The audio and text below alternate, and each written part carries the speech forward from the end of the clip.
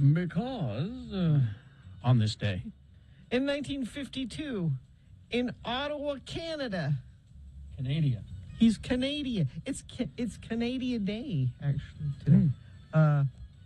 Daniel Edward Aykroyd was born, or as Carrie likes to call him, The enemy of comedy. So this song, Rubber Biscuit, Sung by the Chips. yeah, well, how's the original sound compared to that? Let's find out, shall The we? Chips recorded it in 1956. And it was covered by the Blues Brothers. Jake and Elwood, 1978. On the record, Briefcase Full of Blues. And it says here, it was featured in the 1973 film Mean Streets.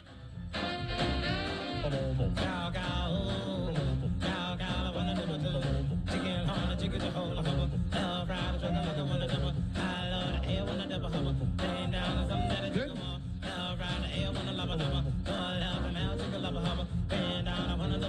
I like it. Do that again. Yeah. Nice. The Chips. That's one of the great things about the Blues Brothers, because they're accused of appropriating, but they always credit it. Always said, this is a song by the Chips. This is a song by Delbert McClinton. This is a song by Well, and they did it well. Yeah. I mean, that's so. So that way you could go back and look. Go back and look at these artists, and I did.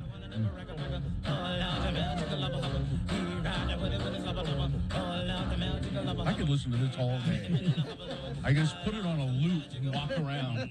The other day, I ate a ricochet biscuit. Well, it's the kind of a biscuit that's supposed to bounce off the wall back in your mouth. If it don't bounce back, you go hungry. Ah, nice. Very nice. I like it. Hello. Hi. Good morning. Hi. It's the last day that we'll be on the radio for the next several days, or who knows. Next week, we can guarantee you, For sure, we will be gone. On the 11th, we'll see what happens. Yeah. Bow, bow. And Bill, I know you're driving to Vegas, so just want to warn you that traffic's going to be bad. Yeah, I don't know. I'm doing it People going tomorrow out- sometime. Not today. Okay. Tomorrow sometime. I'm sure that'll make a difference. don't know. Traffic's going to be really bad. I don't know. I don't know. I'm just going. That's all I know. Are you along for the ride? I'm Has this going all to- been planned around you? No. It was a last minute. Well, what are we going to do for vacation suggestion?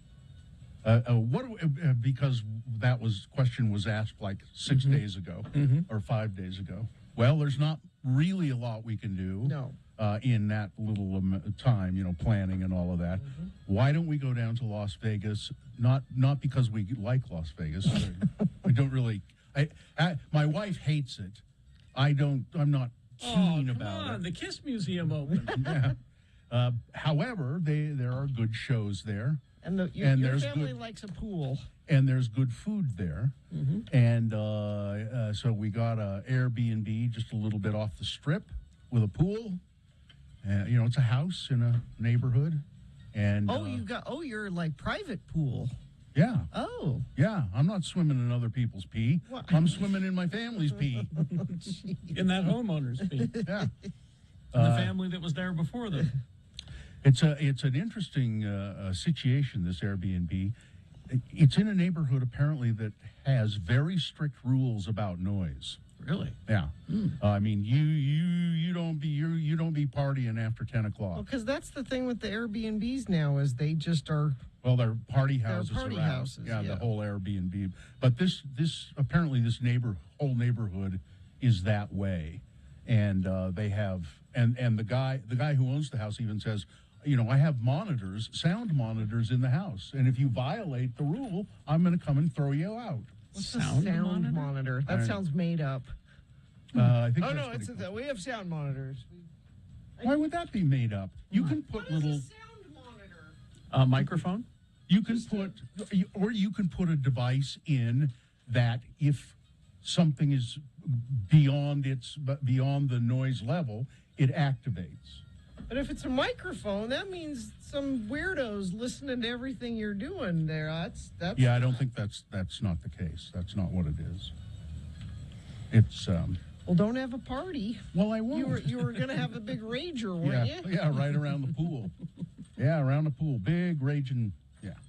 So, but Las Vegas has good food as well, and I'm going to go to I think probably dim sum, and I said I'd like to go to a really nice steakhouse. I don't know which one. I don't care. But last time I was in Las They Vegas, got an Outback Steakhouse there. Yeah, sure. Hey. Now, last time I was in Las Vegas, we went to there's a restaurant on the top of the Rio where Penn and Teller. It's on the roof. It's on the very top. I think there's like a zip line that goes from. Have a steak and then you could walk out and go down the zip line. I don't feel like taking the stairs. But it's Not a after that really steak. I'm full. yeah, it's a really expensive. It was a really expensive steak place, and it was excellent. So. Go get you a nice piece of meat, Bill. Yep, that's what I want. And we're going to go see our good friend Piff, the Magic Dragon. Mm-hmm. And Mr. Piffles is still Mr. alive? Piffles, yeah. Yeah, when I saw Piff here in Utah, it's been about 3 years ago now. He was up in Heber or Park City. Mr. Piffles was not with him. Mm-hmm. But he said Mr. Piffles is fine. He's being taken care of at home. And, he'll get another Mr. I was going to Piffles say, if he needs to. when you see him, just say, look, it's between you and me. Is this the same? Which number 2 or number 3? Yeah. Which one is this? Yeah, and he has his good-looking, assistant with him that comes out and does various showgirl-like things. Mr. Piffles has his own Twitter account. Of course he does. She's extremely nice, that woman, by the way. I think that she and Piff are, An item? yeah. I believe they really. I believe they are in a partnership. And she's really funny, the bits she does during the show, and she's very pretty, and so we'll do that. Go see a Cirque du Soleil show. I think it's been years since I've seen this, and I remember really liking it. It's the one I think it's at the Bellagio called O, and it's a water show, and unbelievable how they could do this in a building, inside, because they're diving off 50-foot high things into a pool of water, and O's not the sexy show. no, Cirque du Soleil show. no. I saw that one too. That was What's that one called? Zoomanity. Zumanity. Is that Yeah, it? that's The it. sexy one? Yeah, and it was it was okay. It was just kind of sexy. It was Weren't they naked? no. No. No one was naked. Some people were wearing very revealing things in parts of it, and it was a series of like sketches, and that also involved acrobatics. And it was it was okay. It was weird though. I went with my son. That was a little uncomfortable, but and then somebody said you should go see they do a Michael Jackson one. I've seen that. Oh, you have? Oh, really? Where did you see it in Vegas? Yeah, it's hologram Michael Jackson. Hologram Michael Jackson? I didn't know about this. Yeah, it's Cirque du Soleil does it. Yeah, it's pretty good. Are there acrobatics involved Yeah. as well? It's weird. Yeah. I don't want to see it. I just don't. I don't want to see Michael Jackson. Okay. No don't have desire. to. No, I'm not going. I won't. It's just a bunch of choreographed stuff to Michael Jackson's songs, and then at the very end, hologram Michael Jackson comes out. My old family went to see the Beatles one, right? Kind of when it opened. Yeah. Love? Yeah. Yeah. And Paul McCartney and Ringo Starr were there in the audience. Really? Yeah. No, they were hologram. They were hologram. Hologram Paul McCartney? No. Now, and people just kind of, they said people just kind of left them alone. There was not a lot of, around. They just, well, we better not. Well, what do you say? Yeah, I don't know. Well, if I'm a big fan. If I saw Paul McCartney, I don't know. I would say something to him. I wouldn't. I'd give him finger guns. I'd go. There you go. Way to go, champ. Here you go, buddy. Give him finger Hey, guns. Tiger. Yep. Yeah, Do that for him. he'd find that useful. He might.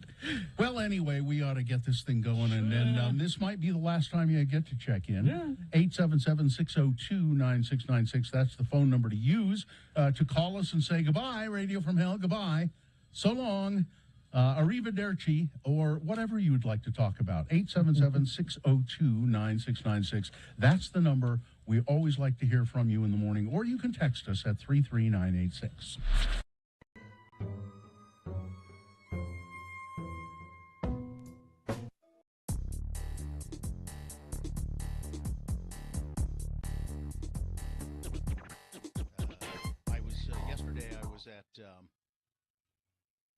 I was at a business. I'll tell you, I was at a business called Total Health and Fitness, who I believe we're going to be doing some commercials for. So I'm out there talking to the folks and everything, and I get done with my business at Total Health and Fitness, which is in Draper on 123rd South, and I'm just about to leave the building where Total Health and Fitness is located. Okay. And a woman walks in and walks up to the desk and says to the lovely receptionist at Total Health and Fitness, "Hi, is this Total Health and Fitness?" To which the receptionist, being a nicer person than I am, said, "Why, yes, it is." And that the woman said, "Oh, okay, good. I'd really like to apply for a job." Now, if it had been me as the receptionist, when she walked in and said, Yeah. "Is this Total Health and Fitness?" And I probably would have been nice to a point and said, "Yes." And when she said, "Oh, good, I'd like to apply for a job," I would have said, "Don't bother." Exactly. Because you apparently can't read the signs all over the building. You didn't read the big sign over the door before you walked in. You didn't see the sign on 123rd South, blazing across the building, Total Health and Fitness. You didn't see that anywhere. I just as soon you not apply for a job. Thank you. Goodbye. You think she was being ironic? Because No. the signs were everywhere? No.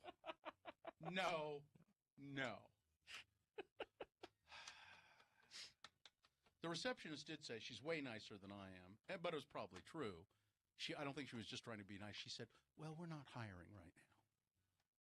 I would have just said, "Don't bother." God. Oh, shit. I'm just sitting there looking at this going, really? I'm not a nice person, though. No, you're not.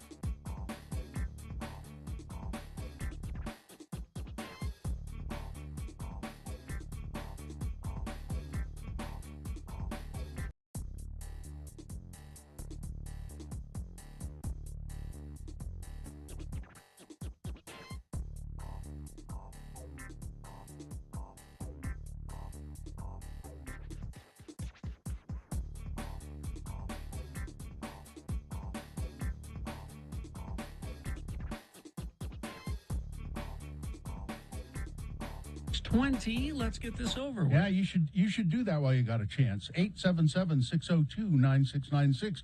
Avail yourself of that opportunity to speak with us and check in the morning. 877-602-9696. Gina. Bill, check out Gina. check out A Quorum of Queens drag show at the Gallivan Center July 7th at 8 p.m. A family-friendly, free public show. More information at x96.com, and I believe we're going to be speaking with Gia later today to learn a little bit more about that. Good. All right. The moon is a waxing crescent moon, 5.2% of full. It's ever so slowly moving its way to being full. The moon will rise today. It already has. 6:03 a.m. today being Friday. It's the first day of July in the year of our Lord Jesus Christos 2022. And yes, we welcome you to our farewell tour. Yeah, we're preparing for a week of vacation, a week or more.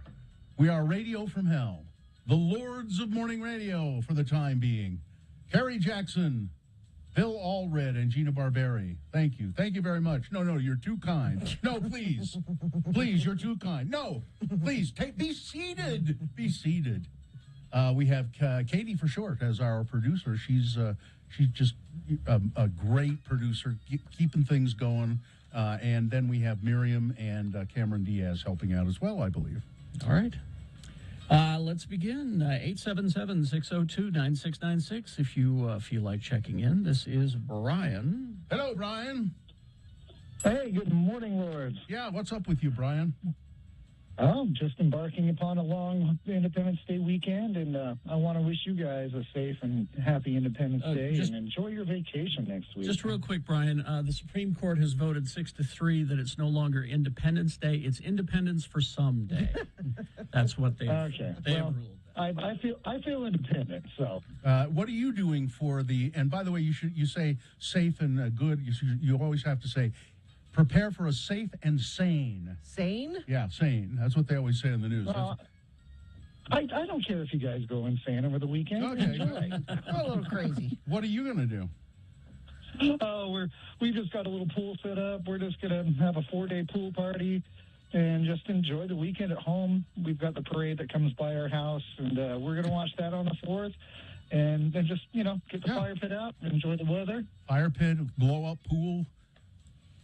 You got it. Yeah, have some burgers or steaks or something, or hot dogs. Yeah, absolutely. Yeah. Yep, we're gonna get the barbecue out. Oh yeah. So just a low key. Just stay at home. It sounds like an all-American weekend. Sounds great. For 4th of July. It does. Well, I hope you guys enjoy yours and enjoy your vacation next week. Thanks so much. you. Thank Thanks, you. Brian. We appreciate right. it. Bye-bye. All right. Let's see. That's how you check in Yeah. at 877-602-9696. I think we're Traegering. You don't say you're grilling, right? We're Traegering for the 4th. It's a Traeger thing. You wouldn't understand. That's right. We're Traegering. Text check-ins. Was not as impressive as we thought it was going to be for the price. All the others have been great. It's expensive, that's for sure. Bill, go to the hot dog place called Steamy Weenie No, in Henderson. no. Macaroni and cheese hot dog. Best friend of the program, Allison Sabo here. Can't check in on the phone today. On my way to AA. I'm 18 months sober today. Congratulations. There you go, Well done, Allison. Thanks for being who you are. Johnny B checking in, listening while drinking my coffee and dreading the afternoon heat while building the roof on my house today. Oh yeah, that's not a good, although I don't know any time in the next week that's going to be a good thing to be doing. So.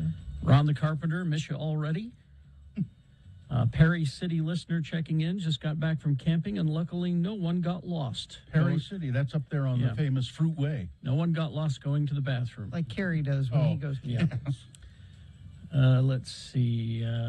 Arizona Andrew checking in. Tired and ornery this morning.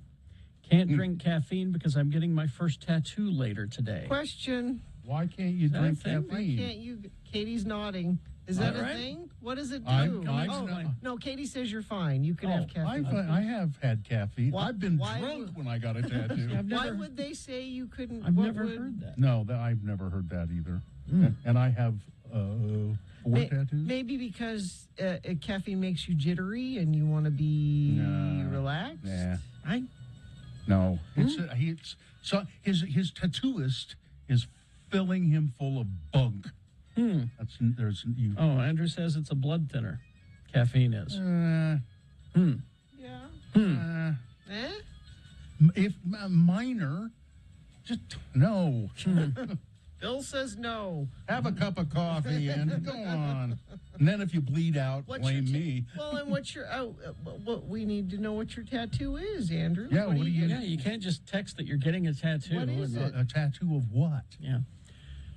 Going to Canada Monday, fishing for salmon and halibut. Hey, you know, while you're there, get some health care while you're at it. Could I please have some health care? Why don't you get some Plan B and morning after pills and bring them back and sell them? Because we're going to need them here. Let's see. Yeah, that's most of the text check-ins. All right. Well, goodbye. Goodbye, everybody. Been nice knowing you. Let's see. What if I were to offer up another mug? More stuff from your desk? 877-602-9696. There's a mug here. Is that an old X96 mug? This is an old, rare. Yeah. It's very rare, this mug. Mm-hmm. Oh, Do either of you have one of these? I did have one. I don't know. I don't think what I have happened one. to it. Yeah. It's a realistic honeybee. That's the tattoo. Oh, good. It's a realistic honeybee.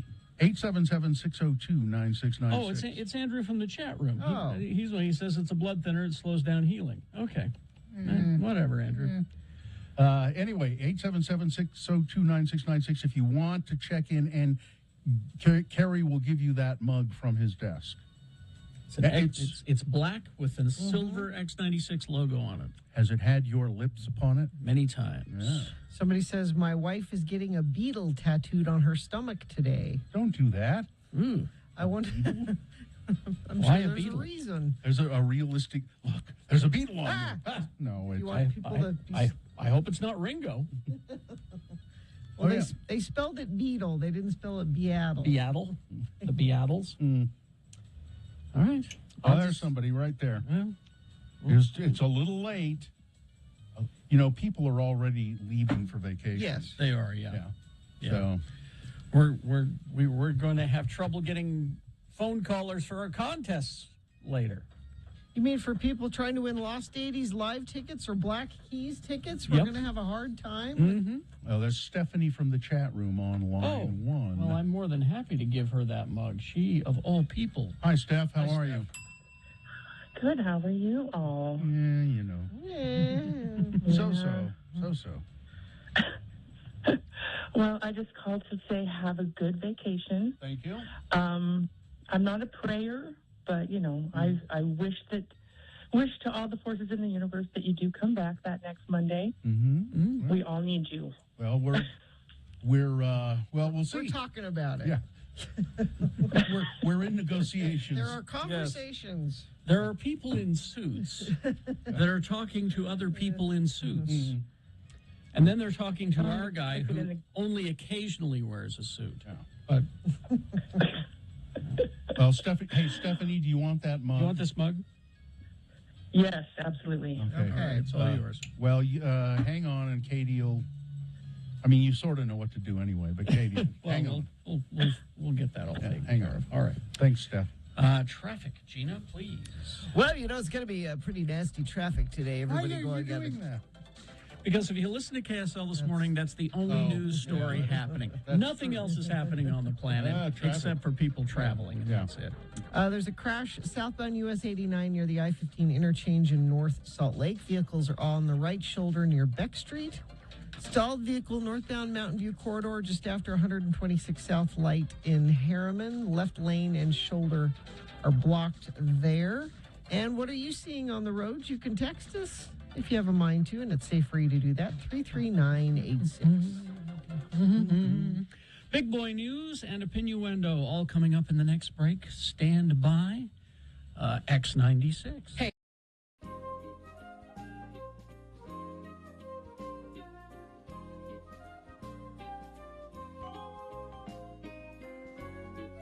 How did you woo, or how were you wooed by your current spouse?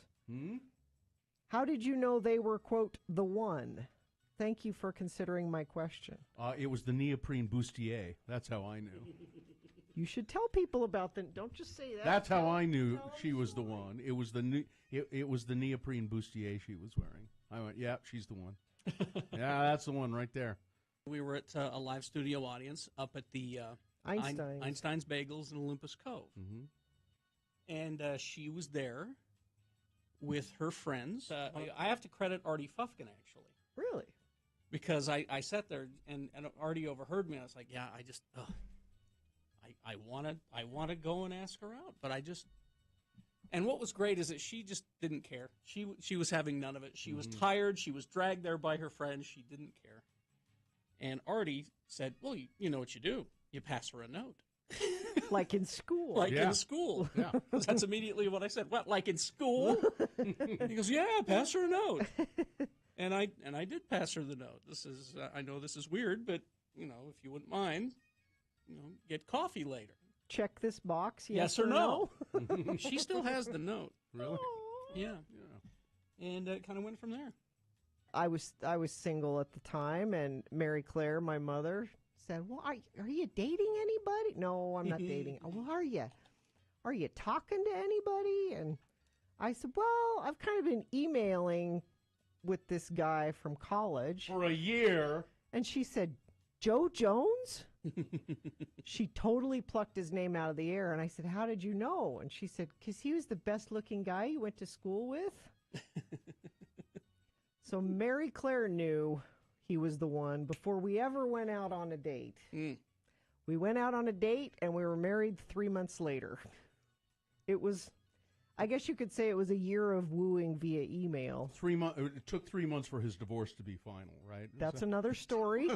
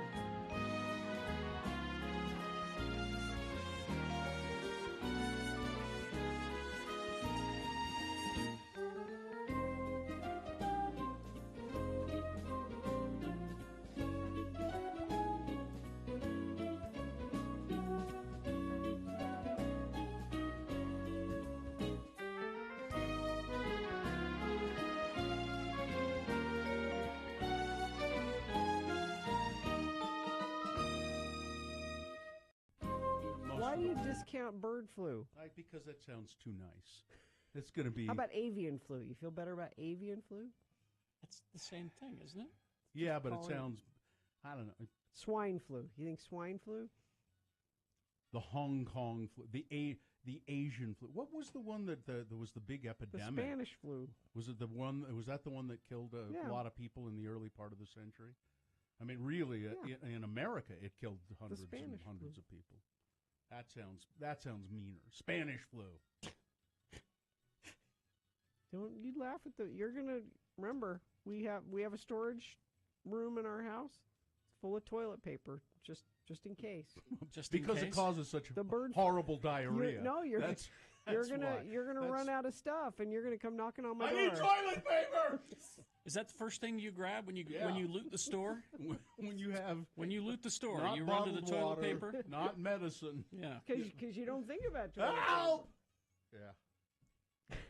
I've got coffee filters. I don't Yeah. need. paper. I've got coffee filter. Yeah, you don't need toilet paper if you've got plenty of coffee filters. That'll stop up your pipes. Don't put coffee filters. Well, I'm in not there. flushing them. Well, I think isn't all Won't the sewage plants shut down? Yeah. Because, Why would plumbing stop? well, It's because not there won't flush. be anybody to operate the plumbing, the sewage I mean, plant. for a tile work for a time.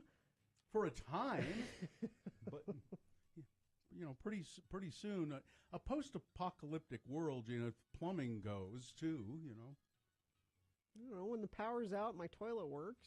I don't know. You're It's not an electric toilet. It will work for a while.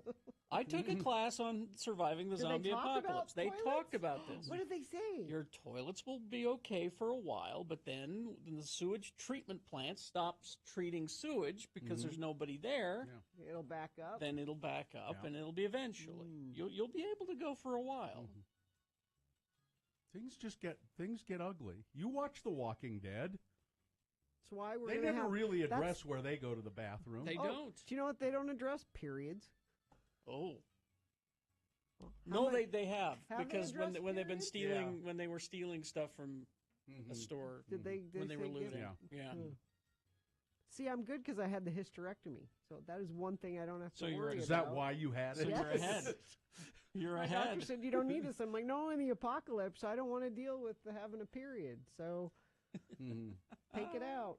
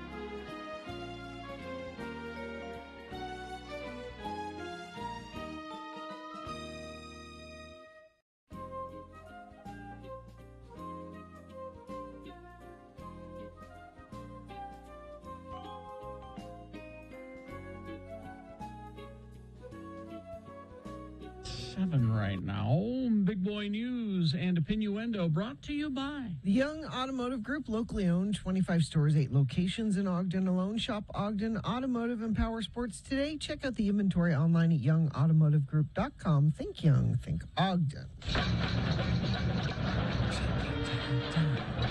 Yeah. I saw this headline and I got excited for a second. It said Coca-Cola unveils new marshmallow limited edition Coca-Cola, and I thought Marshmallow? marshmallow flavored Coca-Cola. That might be good. That sounds interesting. No, that's not what it is. Coca-Cola Creations and Grammy-nominated artist Marshmallow Oh. have teamed up for the creation of new Marshmallows limited edition Coca-Cola. Well, Now, it's a can. no, it is a can, but it's also They changed the flavor? yeah, it's they're going to feature his favorite flavors: strawberry and watermelon, It should be Mixed- marshmallow flavor. mixed with the signature taste of Coca-Cola. So yeah, okay, that's all right. I don't know. Alec Baldwin's wife is pregnant again. Again? Leave Yeah. that woman alone. Picture, no, she. How is that possible? I think she wants this. Alec Baldwin and his pregnant wife, Hilaria, celebrating their milestone 10th wedding anniversary on Friday, this past Friday. The couple seemingly got some alone time in while around their home in the posh neighborhood of the Hamptons. And another portion of their special day was spent with their 6 young children. 6, and she's pregnant. 7 is on the way. I think it's he's okay with it, but I think it's her. I mean, I think she likes having babies. There are too many Baldwins. Once they all start doing soccer, how are you gonna? This is what I'm.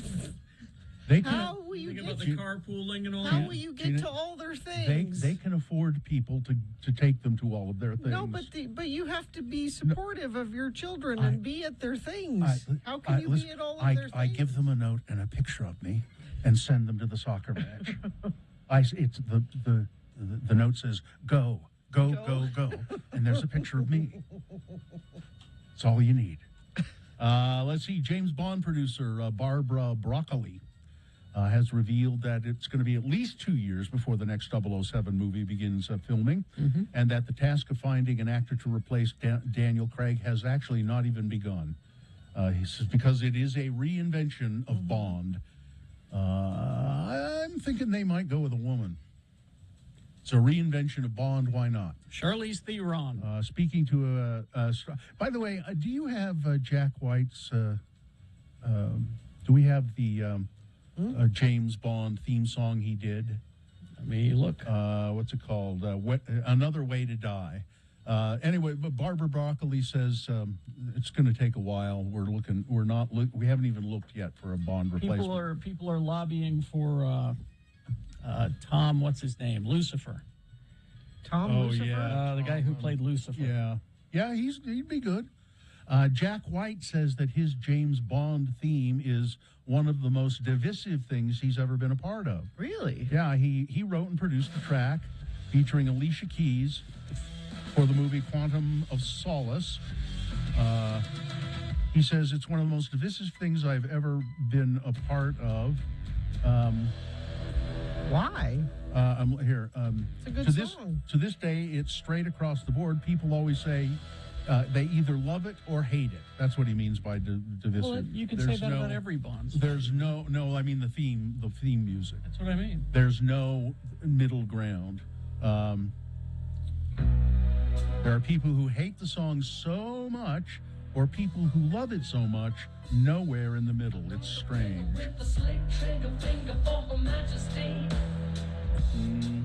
It's good because it's exactly what it says it is. It sounds like Jack White doing a James Bond theme. Exactly. Which is why some people hate it. Bond traditionalists hate it, probably. Bond traditionalists are a little too nerdy about this stuff. They're almost as bad as Star Wars fans. Yeah. Let's see. 19 more Utahns have died of COVID in the past week. Numbers rising across the board. Remember remember the day that COVID ended? What day was that? Well, when the legislature declared it Oh, end. yeah. The Utah Department of Health said the increase in the number of deaths, up from 10 last week, an increase in the number of cases, an increase in the average cases per day, an increase in the percentage of people testing positive, and an increase in the number of people in government wearing blinders to the fact that COVID is still here. I read a story in the LA Times yesterday that TV and movie production are pivoting back to everybody has to wear masks on set all the time. I don't know why they ever stopped doing that. Yeah, because the numbers are back up. A Utah-based bank is under attack from consumer advocates because of what they say are predatory lending practices that leave consumers in debt traps. Organizations, including the National Consumer Law Center, the Consumer Federation of America, and others, allege that Transportation Alliance Bank worked with Easy Pay Finance. You got something called Easy Pay Finance. I'd take a step back to lure customers into predatory loans for auto repairs, tires, furniture, and pets. Thursday's action is on the heels of a report from Stop the Debt Trap Coalition outlining the abuses. The petition notes that the typical predatory loan borrower will make payments for months that go mostly to interest and do little to pay off the loan. And they urge the FDIC to stop Transportation Alliance Bank and any other bank from fronting for predatory lenders evading state interest rate limits. Speaking of predatory, after years of questioning and independent research from a persistent homeowner, the former treasurer of the Lava Bluff Homeowners Association in Hurricane, Utah, has confessed to embezzling more than $150,000. According to a forensic audit conducted by a CPA firm, they believe she transferred even more than that, mostly to $250,000 into her personal accounts and gambling accounts. Homeowner Tim Heads over to Mesquite all the time? Is that what? probably. Homeowner Tim Millican, or if he lives in Hurricane, it should be Tim Millican, said he had been noticing discrepancies with the HOA's financial reports since 2018, but nobody would answer his questions. Nobody would listen to his concerns. I was just kind of told I didn't know what I was talking about, Millican said. It was obvious to me, but a lot of people got lost in the numbers and figured everything was just fine. But Millican never stopped documenting his frustrations. He continued pouring through every publicly available spreadsheet, trying to make sense of the numbers. And finally, somebody said, hey, maybe this guy's right. And that's when they discovered the That's what investment. I've been trying to tell you. In a 6-3 ruling yesterday, the Supreme Court limited the ability of the Environmental Protection Agency to regulate carbon emissions from power plants. The court ruled in West Virginia versus EPA that the EPA does not have broad authority to shift the country from coal-burning power plants to cleaner energy like wind and solar. Why do you In the ma- hate us? In the majority opinion, Chief Justice John Roberts said Congress had not given the EPA the sweeping authority to regulate the energy industry. Isn't that what the EPA is? Sweeping regulation. Well, to it's regulate no, the they have to get do have to get direction and authority from Congress. It is debatable whether Congress gave them that or not. The Supreme Court said that they didn't. Now, this doesn't mean that the EPA is going to completely stop regulating power plants and other environmental concerns. But it's taking their teeth out. It kind of knocks them back. But what I don't understand is, so the ruling is Congress had not given the EPA sweeping authority to regulate the energy industry. Well, get your act together, get your asses in gear, United States Congress, and give the EPA the authority. Yes. Say, no, we absolutely want you to do this. Here it is, laid out in statute. Republicans don't want them to do that because it's bad for business. This is all part of the long game. Utah was among the 24 Republican-led states to challenge the EPA's authority in the lawsuit. Of course. The courts now, people who are against it, Southern Utah Wilderness Alliance Director Steve Block said the court's radical and activist agenda poses a real threat to federal agency oversight and management of public lands, air, and water that will have real serious implications in Utah. The ruling created limitations to what the EPA could regulate, but it did not completely remove its power to regulate the energy sector. A Donald Trump organization, political organization, and some of Donald Trump's allies have been paying for, or promised to pay for, the legal fees of more than a dozen witnesses called in the congressional investigation into the January 6th attack, raising legal and ethical questions about whether the former president may be influencing testimony with a direct bearing on him. We love you. The arrangement drew new security this week after Cassidy Hutchinson, a former aide in his White House, made an explosive appearance before the House panel. She did so after she fired a lawyer who had been recommended to her by two of Donald Trump's former aides and paid for by his political action committee. She fired that lawyer and hired new counsel. Under the representation of the new lawyer, Jody Hunt, Ms. Hutchison sat for the fourth interview with the committee in which she divulged more revelations and agreed to come forward publicly to testify to them. It's not known whether Ms. Hutchison's change in counsel led directly to her willingness to appear at the hearing, but it probably did. Yep. It seems pretty likely that did. And Liz Cheney said, these people are trying to intimidate our witnesses. They call them and say, Donald Trump reads all the transcripts of every one of these. Are you loyal? It's So- important for you to be He loyal. sees you when you're sleeping. Yeah, he just knows remember when that. you're awake.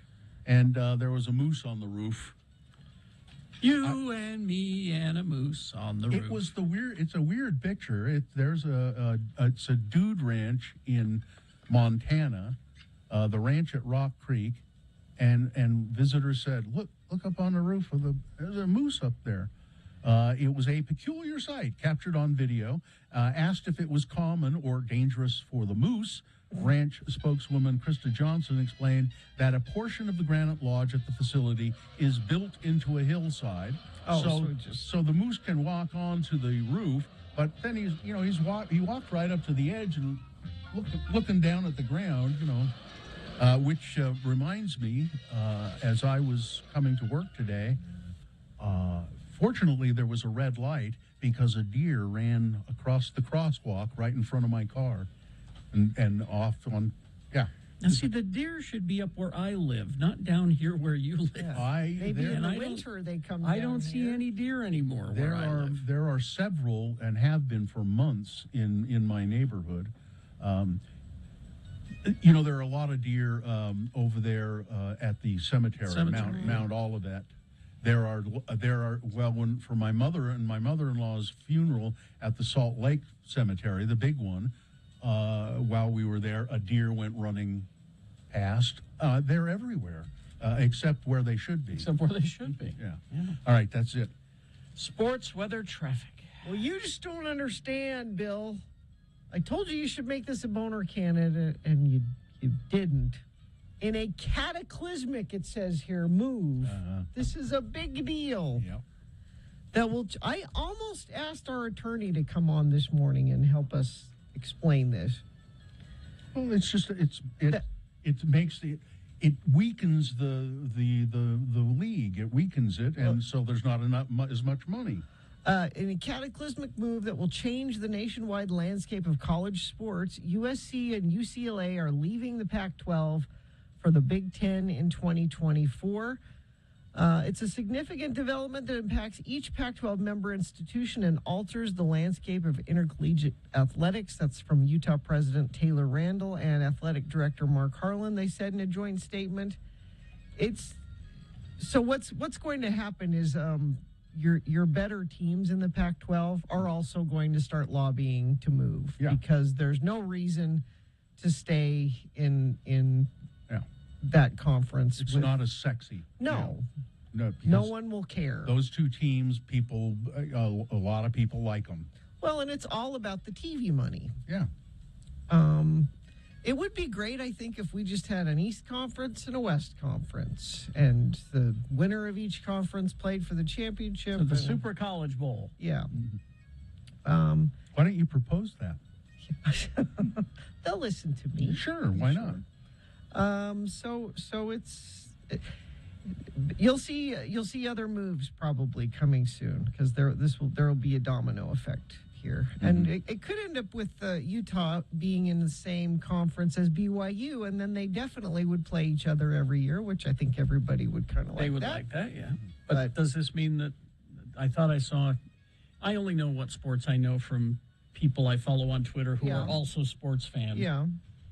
Does that mean that the U won't be able to go to the Rose Bowl again? Well, no, it just means the Rose Bowl doesn't. So for the next 2 years, it doesn't change till 2024. Okay. So who knows what the Rose Bowl is in 2024? All right. That's the Pac-12 championship place. Yeah, but I don't know. It changes a lot of stuff. I have a sports item. Okay. Wasatch Junior Roller Derby and the Beehive Skate Revolution are joining forces to bring you a dazzling derby doubleheader. Family-friendly fun starts at 5:30 as the home team faces off against assorted skaters, taking the track at 7:30. This is on Saturday, July 9th, 5:30 at the Derby Depot. You can find out the address is 1415 South, 700 West in Salt Lake. But just go to saltlakeRollerDerby.org for information about that game. Information about that bout. Yeah. All right. Weather, traffic? Another slight chance of thunderstorms today, but it's been tapering off, not as much as we've had the last couple of days. And warm, 95 for high today. We could be up near 100 by the weekend. And there's just in time for the 4th of July a red flag warning. Fire danger is high this weekend because things are crispy and hot. And please don't set off fireworks. In fact, in Salt Lake, I don't know if Bill was going to have this in the news, there aren't fireworks. They're going to be laser light shows instead. Yeah. So lights in the sky, if all you care about is lights in the sky, They can do that. then they can do that. All right. And they will have patriotic music. The lasers will be synchronized to patriotic music. Lee Greenwood and the like. I don't know. Yeah. So far, it doesn't look like people are heading out of town just yet. They're Traffic. sleeping in. Oh, that's traffic seems to be moving well. So if you are traveling this holiday weekend, maybe right now is a good time to go. Of course, that's going to be get worse as the day goes on, I'm sure. But for right now, I have no accidents or even slowdowns to tell you about, or deer in the road. Bill's the only one that saw one of those, I guess. If you see deer in the road or anything else you think friends of the program need to know about, you can text us 33986. For over 65 years, they've been part of your community while the name's changing. Commitment to you is not. Welcome to You First, YouFirstCU.com. All right. We will take a break. We will be back. Sean Means here reviewing movies, including Minions, right? Okay. Coming up, stand by. KXRK Provo Radio.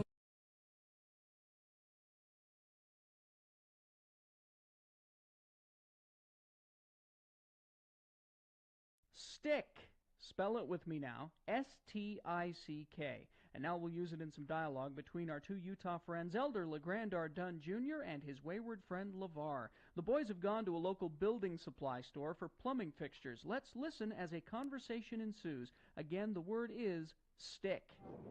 I think you're going to need a few different things to fix up your problem, LeVar.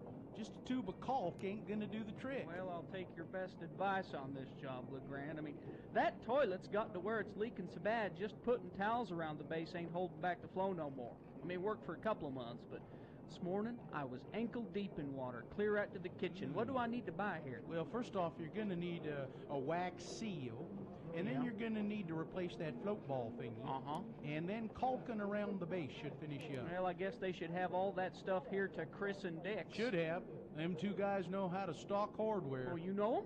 Oh, yeah, sure. They're around here all the time. Oh, look. There's one of them now. Well, who is it? It's Chris? No, Stick.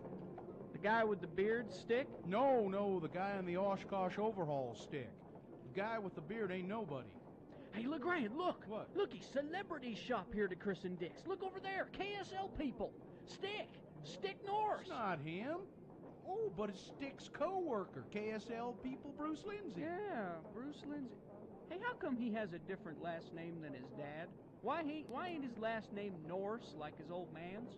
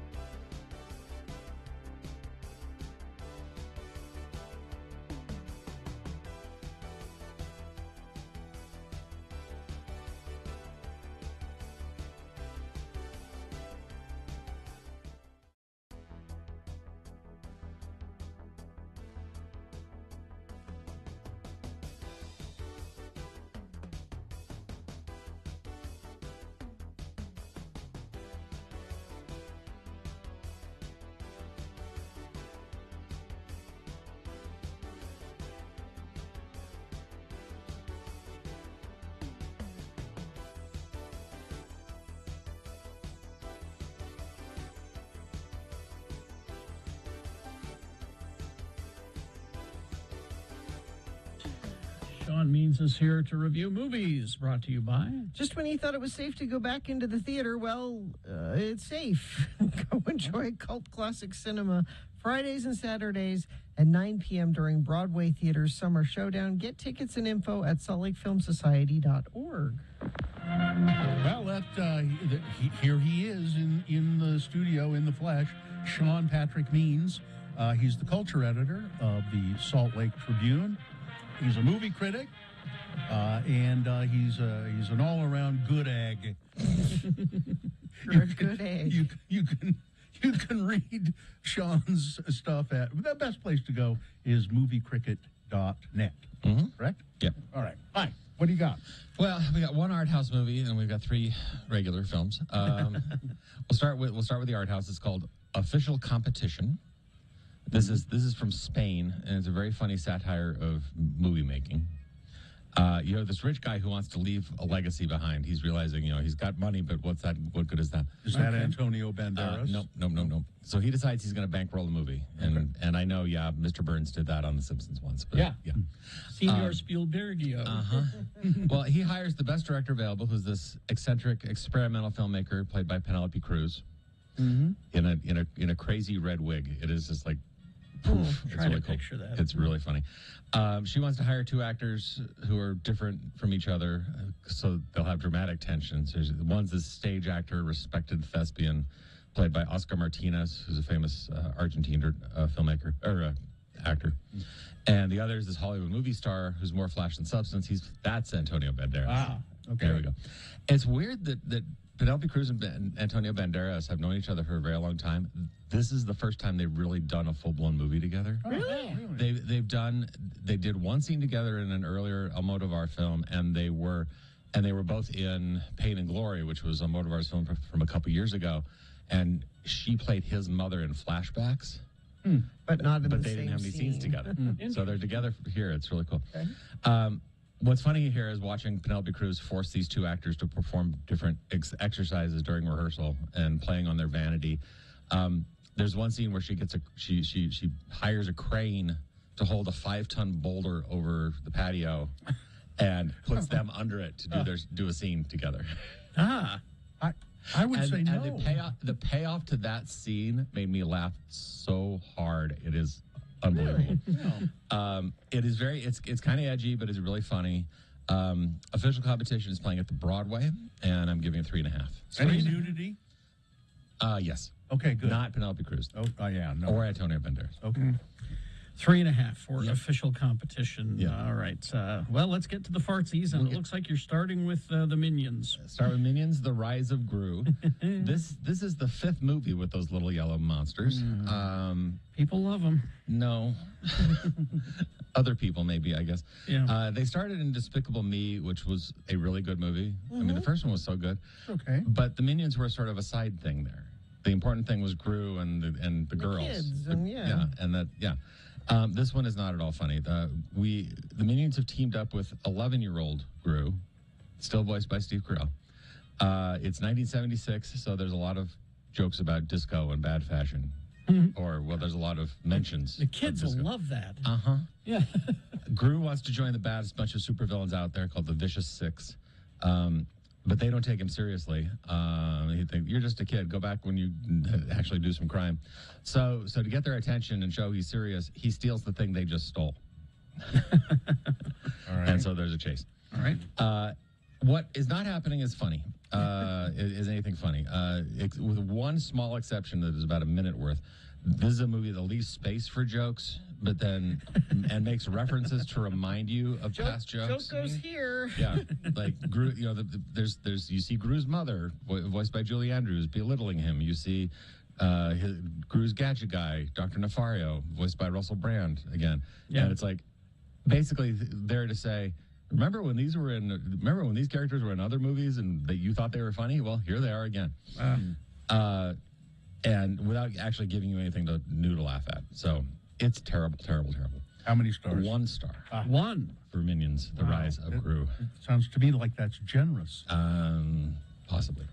All right. Well, then let's move away from that and move on to The Princess. The now, Princess. I've seen commercials for this. This is on Hulu. Okay. And there's a good reason it's on Hulu and not on Disney Plus. This starts out as a damsel in distress fantasy movie. You know, you have a princess played by Joey King, who's very cool. She wakes up in a white wedding dress, shackles on her wrists, and she's up high in a tower. But there's no prince coming to save her because the one who is trying to get her married is the villain, played by Dominic Cooper. Okay. And so and this princess has to save herself. And she can do it because, as we learn in flashbacks, she knows martial arts. She has been trained to fight combat. Okay. And so she gets out of the shackles, kills her guards, and she gets out of the chamber. And now she has to do the same thing a couple dozen more times as she gets down the tower. It all takes place in the tower? It mostly takes place in the tower and in the castle generally. There was a movie a few years ago called The Raid, Indonesian martial arts movie, Oh, it's great. where he has to go up and up and up and to get to the top. This is that, but going the other way. Oh, down instead of up. Yeah, except that the martial arts isn't nearly as creative as that movie was. Yeah, because that was really elaborate. Yeah. The fight scenes here get a little samey after a while. I mean, you know, she knocks somebody over, stabs them, and then on to the next. It's fun to watch Joey King doing martial arts moves and sword fighting and stuff. It is a surprisingly bloody movie. It's rated R. This would be good for, like, kids, I think, to see badass princess kicking butt, but wouldn't need to be rated R. No, kicking butt. but it's definitely for the blood. It's a bloody mess. And that's, like I said, that's why it's on Hulu and not on Disney Plus. That's a little disappointing. So Joey King is turning into quite a leading lady. She I gotta is. say. I mean, you look at her career from back, Ramona and Beezus when she was little, and now like the Kissing Booth movies on Netflix. She's actually coming along quite well. And Dominic Cooper is a good bad guy, as we know. Yes. So 3 stars for the princess. I thought there was a pie involved because you said at one point early on in your review, a pie in the tower. And then I realized, Up high, yes. You said up high in it. Bill, you just see pie in places other people don't see pie. Yeah. It's a superpower. Yeah. Yes. Mr. Malcolm's List. Yep, last one here. If you're into Jane Austen movies, this is sort of a lightweight version of that. This is 1818, I think, is the year for this movie. Miss Julia, played by Zawe Ashton. She's been in a lot of stuff, but most people know her because she's dating Tom Hiddleston. They're having a baby. They're not just dating. It's gone beyond. It has gone beyond dating. Yes. Miss Julia tries to arrange a date for herself with the most eligible bachelor in London, Mr. Jeremy Malcolm, played by Sophie Dirisu, who was in the His House horror movie a couple years ago. Really good. The date does not go well. She's not as sharp at conversation as she thinks she is, and so Mr. Malcolm declines the second date, and then the gossip starts. Oh, I don't think so. And she's humiliated by the gossip that she's been rejected by this most eligible bachelor. So she finds out that Mr. Malcolm keeps a list of all the qualities that he's seeking in a future wife, and it's a very particular. No woman would be able to match this, and so Julia, to get revenge, comes up with a plan. She's going to find a woman who will match all the criteria, and then when they're about, when at a certain point, she's going to say, "I have my list," and that he's not going to meet all the criteria. Okay. That's the plan. So all Julia needs is a woman to take on this role, to be the suitor. She has an old friend from boarding school, Selena, played by Frida Pinto. From Slumdog Millionaire. Oh, yeah. Selena agrees reluctantly to take on this part, and she gets more reluctant as it goes because Malcolm starts to fall for her, and she starts to fall for him. Oh. So this is witty in parts, has some good laughs. I mean, the plot goes exactly where you think it's going to go. So the scene stealer is Ashley Park, who's in Emily in Paris and Girls 5 Eva. She plays a bubble-headed friend. It's very giggly, very inappropriate. It's very funny. You may think this movie's copying Bridgerton. I was just going to say this. The trailer I saw, it looks like Bridgerton. Multi-ethnic cast, English period piece. Thing is, the filmmakers did a short film based on this as sort of a proof of concept back in 2019. So they kind of did it first. Before Bridgerton. So, before Bridgerton. So, well, but it is the same general idea. You see all these Very, very, very diverse cast Mhm. playing these very prim and proper British roles. You've also got Theo James, who was in the Divergent movies. Alfred Jackson Cohen, very funny. Good cast. It's a very pleasant trifle, which is really all you want on a summer night. 3 stars, and it's at the Broadway, and it's at some other places. All right. So let's run these down. Official competition, 3.5. That's the high rank this week. Minions: The Rise of Gru, 1 star. Although this movie is probably critic-proof, really. It's the kids are going to go. The Princess, 3 stars. Mr. Malcolm's List, 3 stars. Now, we're not here next week. Is there any big opening next week? Thor: Love and Thunder. Oh, just that. Yeah. Damn it. Uh-huh. Oh, well. I will speak off the air about it. Oh, thank you. Yes, because I saw it the other day. Tell us all about it. And, so that's next week, Thor: Love and Thunder. And then probably the next week, nothing, because nobody wants to battle Thor at the box office. How many Thor movies have there been now? This will be the 4th. 4th Thor standalone. And Natalie Portman has only been in the first one? She was in the first 2. She was in Dark World. Okay. Yeah.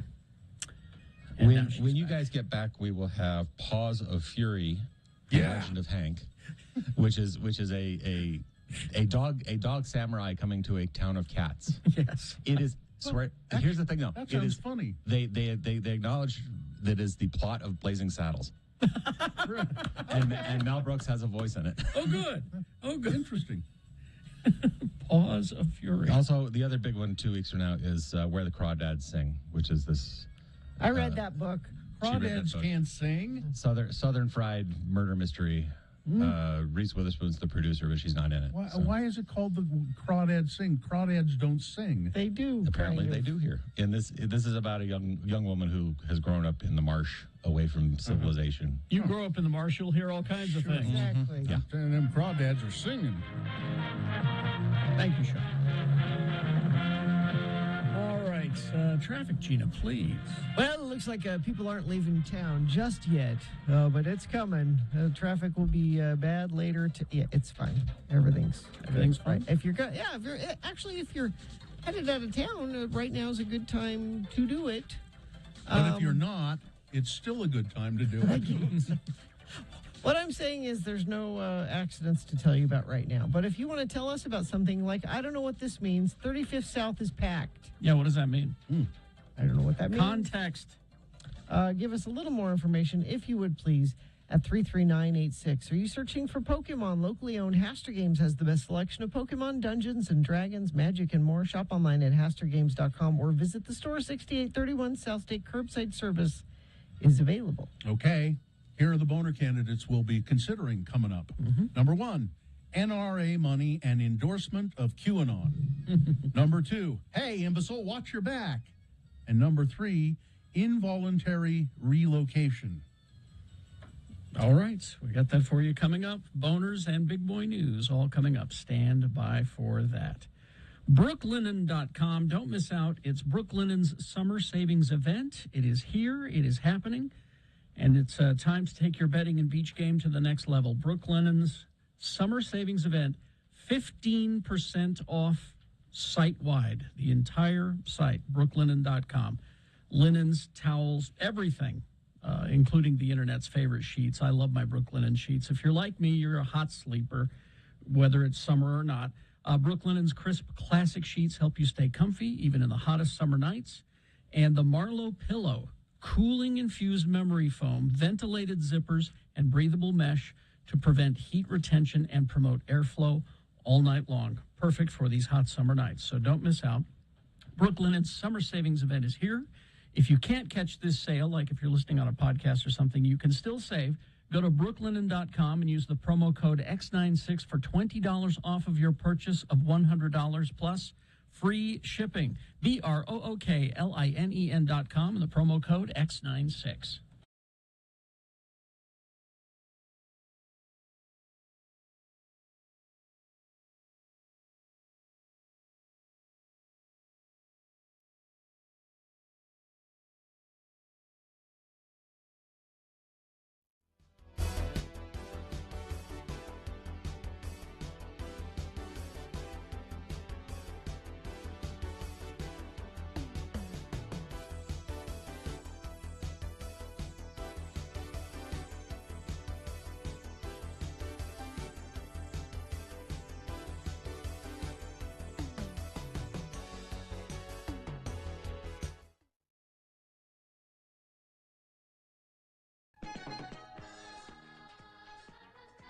That's the music that tells us this is time for Best Question of the Week, and it's a feature that you don't use often enough. This is an opportunity to ask us any question. Email it to us, radiofromhell@x96.com. Put Best Question in the subject line. Send it to us. Maybe we will read your question on the air and answer it, like this one right here. I can't think of anything. All right. I can't think of anything.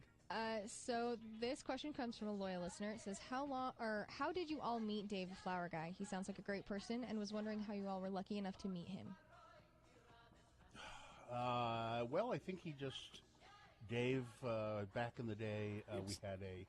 Well, it seems to me like you brought us into the orbit. You met him and brought him in, didn't you? Well, I think, yeah, but... It's been so long. He was there, so we had the coffee shop, and our back when we were doing our show from the radio station was located at Trolley Corners, and there was a coffee shop there for a while called Airwaves, and there was a glass window, and you could look in from the coffee shop and see us do our show, which was kind of an interesting concept and technique. I thought that was a great idea for people to come in, get their coffee, and watch the show. And so I guess Dave was a listener, and he's around the downtown area all the time, and he started coming in and watching the show through the glass. And at some point, I went out. And every once in a while, we'd go out into the coffee shop and interview people for the show, or sometimes I'd just go out and chat with people. And so I went out there and I started talking to Dave, and he was interesting. But I don't remember if I guess maybe I invited him into the studio and just talked to him a little bit here and there. And then I don't remember how he started.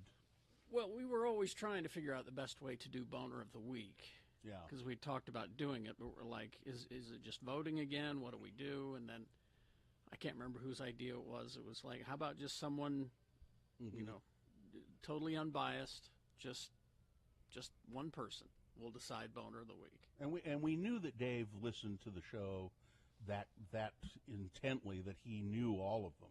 Mm-hmm. I think that's what surprised us too, that he knew all the Boner candidates all the time. Yeah. So that's how. But then we've had further adventures with Dave, I guess. There was a guy who was going to make a documentary film about Dave, who came to town. I think it was a local Salt Lake guy who lives in New York, and he came and filmed a bunch of stuff with me and Dave, and he was gonna, and he never has finished that movie, I think. But may I read this? Yes. From the City Weekly in 2006. Okay. Best Utah. Mm-hmm. Oh, that's right. Dave Mattson. Yeah. Since X96's Radio from Hell campaigned to have their listeners vote for Dave Mattson, pictured above, second from the left, as Best Utah, we asked the show's Bill Allred to give us some background on their candidate. Huh. We first met Dave when he started coming into the coffee shop, and it used to be here at the studio. He'd come in with his flower wagon and have something to eat and watch the show through the glass while listening on a headset or radio. Then he'd head out to mow lawns at various businesses in the area. We learned that Dave is in his 40s. This was a while ago. And he grew up with cerebral palsy. We also found out what a remarkable human being Dave is. He doesn't let his disability get him down. We admire Dave's self-sufficiently, his sense of humor, and his spirit. Radio from Hell is proud to call Dave Mattson our friend and friends of the program. This is back in 2006. Mm-hmm. Voted for Dave Mattson as Best Utah. Here's who lost to Dave Mattson. Okay. Second place, Rocky Anderson. Third place, John Huntsman Jr. Wow. Well, there you go. Dave Mattson, Dave the Flower Guy. Yeah. And thanks to you, friends of the program, because you did that. We didn't do that. You had to vote for him, and you are coming through right now, helping Dave out. We have a GoFundMe happening. That you probably heard us talk about it, but worth mentioning again that because Dave's mother died. Yeah. And he is now, and Dave is in his mid to late 50s now, and he's all alone. He has nobody else, at least here in town. So the GoFundMe, if you just go to x96.com, Katie got that up on x96.com, so you can. And it's raised a lot of money so far, but he's going to need more. And we'll figure out a way. We're not just going to give Dave a bucket of money and say, "Good luck, see ya." I think we'll figure out a way to make sure that he gets it in ways that will help him the most, and let somebody kind of take care of it. The link to the GoFundMe is at x96.com, as you said, and it's also on all of our social medias. Mm-hmm. So you can go there and find it. And use the links that we have provided. Don't just go there and search, because there are other Dave Mattson GoFundMes, and we need you to make sure you go to the one that Katie put together. Yeah, if my name is not on it as the creator, you're at the wrong place. But if you just go to the links that we've provided, you don't have to worry about that. Exactly. Takes you right there. All right, people like that. Yeah, we'll have Dave, and we'll have Dave on. Dave's going to be on the show later today. 9:45. To select Boner of the Week. Mm-hmm. It's best question of the week. Send them to us, radiofromhell at x96.com. Put best question in the subject line. We may read yours next Friday.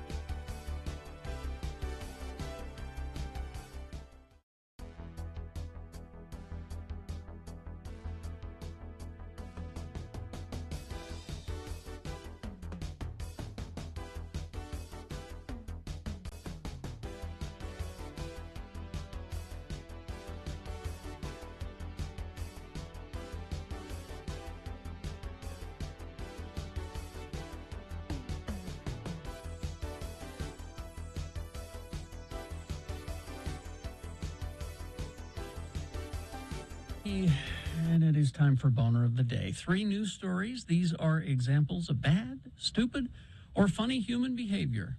And you will decide with your vote. Of these 3 candidates, which one is the worst? Which one deserves to be Boner of the Day for today, July 1, 2022? 2 candidates now, a third after the news. Once you've heard all 3, you'll vote. One of you lucky random Boner voters will receive. Can't buy it. Gotta win it. Radio from Hell Boner T-shirt. The first Boner candidate here, NRA money and endorsement of QAnon. I was going to call it something else. I think I was going to call it. Well, you figure out what's going on here. See if you can figure out what's going on here. The same day that Utah Representative Chris Stewart voted against the first gun control measure to pass Congress in decades, he received a $1,000 donation from the National Rifle Association's Political Action Committee. The June 24th donation was disclosed in pre-primary election financial reports, requiring candidates to report contributions made 20 days before an election within 48 hours. Those filings are separate from regular campaign finance reports. The bipartisan bill that passed Congress last week enhanced background checks for gun buyers under the age of 21 and provided millions of dollars for states that implement so-called red flag gun laws that allow authorities to temporarily confiscate guns from people who are deemed too dangerous to possess them, or people who deem themselves too dangerous to possess them and say, here, take my guns for a while. The law also includes millions of dollars in federal funds for school security and mental health programs. So you can see why Chris Stewart would vote against that. The $1,000 didn't have anything to do with it, I'm sure. Stewart defended his no vote on the gun control bill on Twitter, saying that the legislation unjustly jeopardizes the Second Amendment rights of every law-abiding citizen. Huh? No, it doesn't. It doesn't. It doesn't. Chris Stewart his own leadership political action committee. So when you have a lot of campaign money that you don't need, then you can give it to other people's campaigns. Yeah. So Chris Stewart has a political action committee called Freedom 21, Fighting for Freedom in the 21st Century. And he donated $2,900.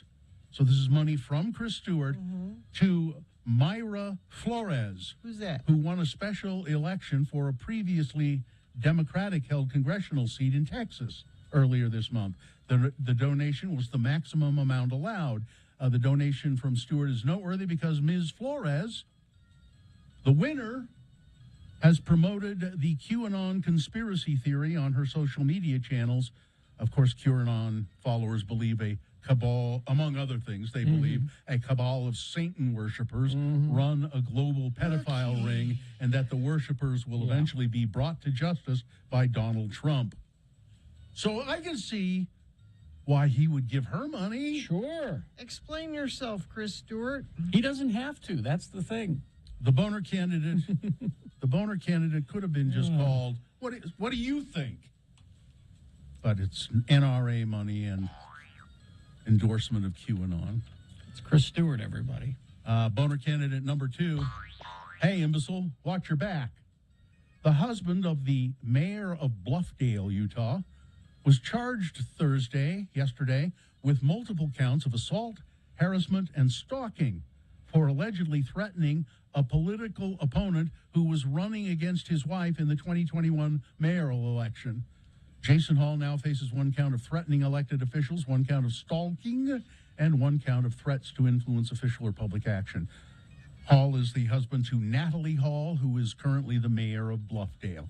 According to the Attorney General's office, Jason Hall threatened her opponent, Jeff Gaston, multiple times and in multiple ways.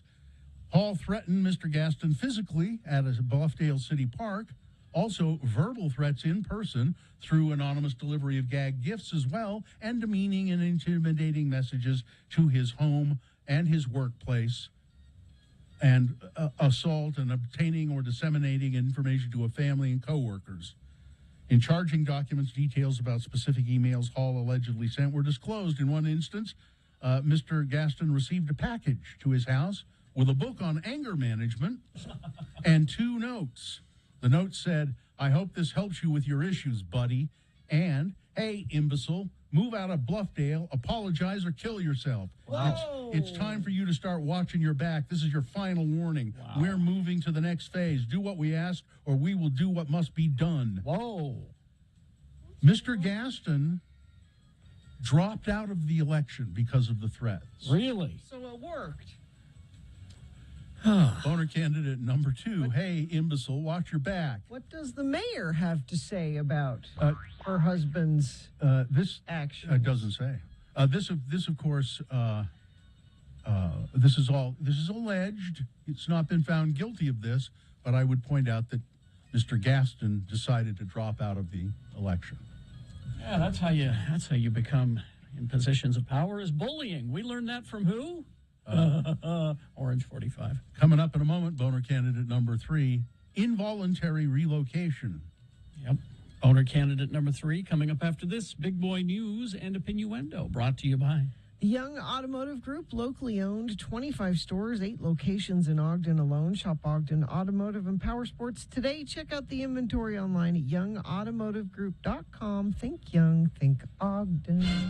I don't know if Frank Christ is listening to the show right now. But, Frank, if you're listening, Brett Michaels is fine. He's fine. He's going to be just fine. Frank? Stay away from Brett Michaels. Fine. I can't get my... When did you... He just appears in a puff of smoke. You know, I have to touch the forehead. But he's wearing that bandana. Brett Michaels was hospitalized after suffering a bad reaction to a medication just before he was set to take the stage with his band Poison in Nashville on Thursday. He's got diabetes. Members of the band, who are currently on a stadium tour with Def Leppard, Motley Crue, and Joan Jett, took to the stage to announce Brett had been taken to hospital. The band decided to refrain from performing in light of that. Well, you can't really perform without Brett. Should we refrain? Let's see, our lead singer is out. What should we do? Citing insiders, the outlet reports that the rocker may have suffered a bad reaction to a COVID-related medication, which triggered a reaction due to his diabetes.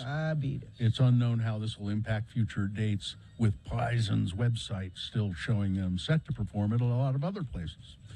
And this is oh so sad, I think.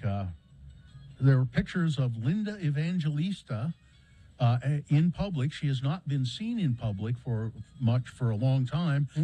She has been just defaced by bad plastic surgery. She's 57. She's only been seen a few times since undergoing a fat freezing procedure back in 2016, which she said made her permanently deformed. However, after spending years in hiding, she appeared. She announced in February she was done living in shame, and she was spotted keeping it casual as she stepped out in New York. So she just wouldn't go out at all. Now, this is the way she looks now. X96.com/live. She was a supermodel. And she was... People don't remember who. She was, and then I've got pictures here of side by side. It doesn't look like the same person in a lot of ways. Linda Evangelista was stunningly beautiful, and she has been turned into not a monster, but a totally different and normal, just kind of a normal-looking 56-year-old woman. And it just doesn't look like her at all, almost. You can tell it is, though. The mouth is the same. The United States has ordered more COVID vaccines to protect against Omicron new variants. The Biden administration placed a big order, $3.2 billion agreement for 105 million doses of Pfizer's COVID-19 vaccine. It'll be used for a national fall vaccination campaign. The U.S. Department of Health and Human Services announced that. The deal includes options for the purchase of up to 300 million doses. It comes after a U.S. Food and Drug Administration panel of experts recommended changing COVID-19 booster shots to target some form of Omicron variant that raged through Utah and the rest of the country last winter, along with its sub-variants that continue to spread. And it appears that Pfizer has come up with a variation on the vaccine, which in fact does just that, targets those things. That's great news. Derek Kitchen's in trouble. Yep. Looks like Jen Plum has overtaken him in the razor-thin race in the Democratic primary. Dr. Jen Plum, trailed incumbent Derek Kitchen by 114 votes on election night, but right now she has a 63-vote lead, where we, quote, "We are following closely and awaiting final numbers," Plum wrote in a text message. Derek Kitchen could not be reached for comment. It's okay, Derek. It's okay. I wish they could. We need more Democrats in the Utah State Legislature, and I wish both of them. Couldn't one of them run for another seat so they could both be? No, I wish I didn't have to So if pick one of them between ran the for two of another them. seat, they'd both lose. Because they'd go up against Republicans, and they both We need lose. more Democrats there generally. Could we team them up? Could we gene splice them? Could we give Derek some of her hair? We get a transporter accident Yeah, and 'cause beam them both together. They're both. We need both of them. I want them to find a way to both be there. Kim Del Grosso, a controversial candidate for the state school board, who drew attention for speaking against gender identity stuff, that's the way she put it. That gender identity stuff. She has conceded after the initial votes tallied from Tuesday's Republican primary left her lagging behind. The incumbent in the race, Cindy Davis, has the lead, and she's going to stay there on the state school board. The campaign to discredit Cassidy Hutchinson continues. She was chief of staff to Mark Meadows in the Trump White House. I don't care until you are sworn under oath and Exactly. are testifying. If you're willing to go do that, then I'll Exactly. listen. All this other stuff. I don't know is who just- she is. I was paying her lawyer fees up until a while ago. I don't know who she is. Trump and his allies have seized on media reports of unnamed Secret Service sources rejecting some of the statements that she made about it to paint Hutchison's sworn testimony as unreliable. Now, if you Think about it. All she said was, "This is what I was told by someone else." She's not lying about something she saw. people. Yeah. She's lying. She said, "This is what I was told." By two Some other things that she testified to, she directly was. Yeah, she she was there. there. The Secret Service stuff, two people in the same room as her told her. One person didn't disagree with it. Members of the January 6th committee, Hutchison's lawyer, and several former Trump administration colleagues are challenging her critics to follow the 25-year-old's lead and testify before Congress. Quote, "The lies and fabricated stories being told to the partisan, highly unselect committee, not only by the phony social climber who got caught yesterday, but by many others, are just a disgrace to our serious decline in nation," Trump wrote. "No cross-examination, no real Republicans, no lawyers, no nothing. Witch hunt, fake news, witch hunt, blah, blah, blah, blah, blah, blah. You know, 1 in 4 people don't know that caterpillars turn into butterflies. They still don't know? And finally this, by 2024, a couple of years from now, Major League Baseball, they're going to start having robot umpires. It's about time. Going to have robots on. No, I'm sure nothing will go wrong. What could go wrong? As a robot goes berserk. This umpire has been hacked. Fake calls. It's the Dominion umpire Yeah, machine. they've They're taking the strikes and turning them into balls. Yep. And No word on how the robot umpires would look. I don't imagine it would be like a physical. It's just a box. It will be a box. Balls and strikes could be called down to a human working behind home plate, or managers could have the ability to check umps' calls with the system. I think that you really should not do this. So part of the fun of baseball, if you like baseball, and I do, is the it's yelling at the umps. Well, and it's right. It's the room for human error makes it more interesting, if that makes sense. When there is some dispute, as to whether that was really a thrown strike or not. Now, most of the time, the umpires are, there's a strike zone, and they pretty are. But sometimes it appears like the ball is out of the strike zone, but they don't. But they call it a strike, or so. So you like the fighting? Yeah. How do you chest bump with a robot? You'll figure it out. You'll figure it out. Yeah, can the robot throw a manager out? You're blind. You're blind. Can you? No. That's it. Weather, traffic. So, still a 20% chance of thunderstorms today, although that is dissipating, and it will be warm, 95 for a high, and we just sort of stay hot for days to come. We could be up near 100 this weekend, and there is a red flag warning just in time for the 4th of July. Yep. Please don't do fireworks. It's just not necessary. It's unpatriotic, Gina. Well, You're a flag waver. I am. You should you got fireworks and wave your flag. Let's see. Crash. I-15 southbound, 45th south in Murray. 2 left lanes and the left shoulder are blocked. Traffic is backing up toward the 39th south overpass. And stalled vehicle northbound I-15 milepost 318. That's Parish Lane in Davis County. That is also off to the left. We check our message stream. Yeah, a friend of the program says bad wreck southbound I-15 or 45th south. That's the one we were just talking about. But thank you for sending that in. Actually, now that I'm looking, a couple of you did. Several motorcycle speed traps along I-215 east and west by 35th south exits. Thank you to all of those folks who sent those in via text to 33986. Do you owe $10,000 or more in back taxes, multiple unfiled years? Contact McClure and Stewart for a free consultation. Go to McClureandStewart.com today. Voter candidate number 3, involuntary relocation. Now, just a few months after some teachers in Texas, Texas, the United States of America, we're told to present both sides of the Holocaust. There is only one side. Yeah. The State Board of Education has received a proposal, this is in Texas, to rename slavery, to call it involuntary relocation. Oh. The board is in the midst of mulling proposals for its once-a-decade update to the social studies curriculum.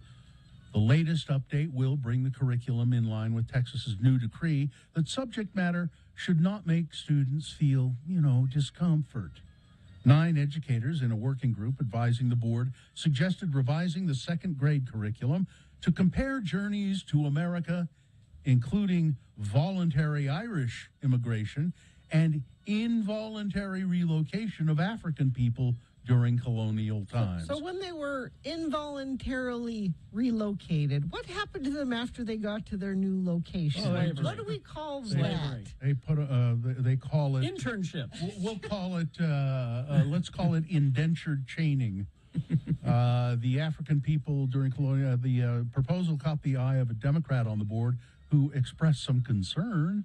The board says it sent the proposal back to the group and told them to carefully examine the language used to describe events, especially carefully examine the term involuntary relocation. That's where Boner we're headed, candidate folks. number 3. All right, let's review the first 2 and vote. Boner wait, we got a traffic. I'm sorry about that. No, I did. I did it. Yeah. That's right. Okay. Boner candidate number 1, this is your little review here, is NRA money and endorsement of QAnon. Chris Stewart getting a $1,000 donation from the NRA same day he voted against gun legislation, and Chris Stewart donating money to a candidate who's a QAnon nut. Boner candidate number 2, hey, imbecile, watch your back. Husband of Bluffdale mayor here in Utah, charged with allegedly threatening his wife's political opponent. And Boner candidate number 3, involuntary relocation. Okay, here we go. You've got to decide of all of these candidates, all 3 of these candidates, which one is the worst? Which one should be Boner of the day for today? Right? 1, 2, or 3. Remember your candidate number, the one that you think should win. Put that single digit in the message of a text and text that to 33986. Or you can call 877-602-9696. Use your voice to vote. Katie will take your live voice vote in the producer's booth. Or you can text your vote. No, we did that one. Online, x96.com. I'm all discombobulated here because I'm honey? pressing all the wrong buttons today. What happened? At least you know it's a live show. Yeah. X96.com is the other place you can vote. Look for the box that says Boner of the Day, July 1, 2022. You've got 4 minutes to do that. And after we award Boner of the Day, have another drink with Jimmy the Wine Guy. We're talking mezcal today. Stand by. Hey, I'm Marcy.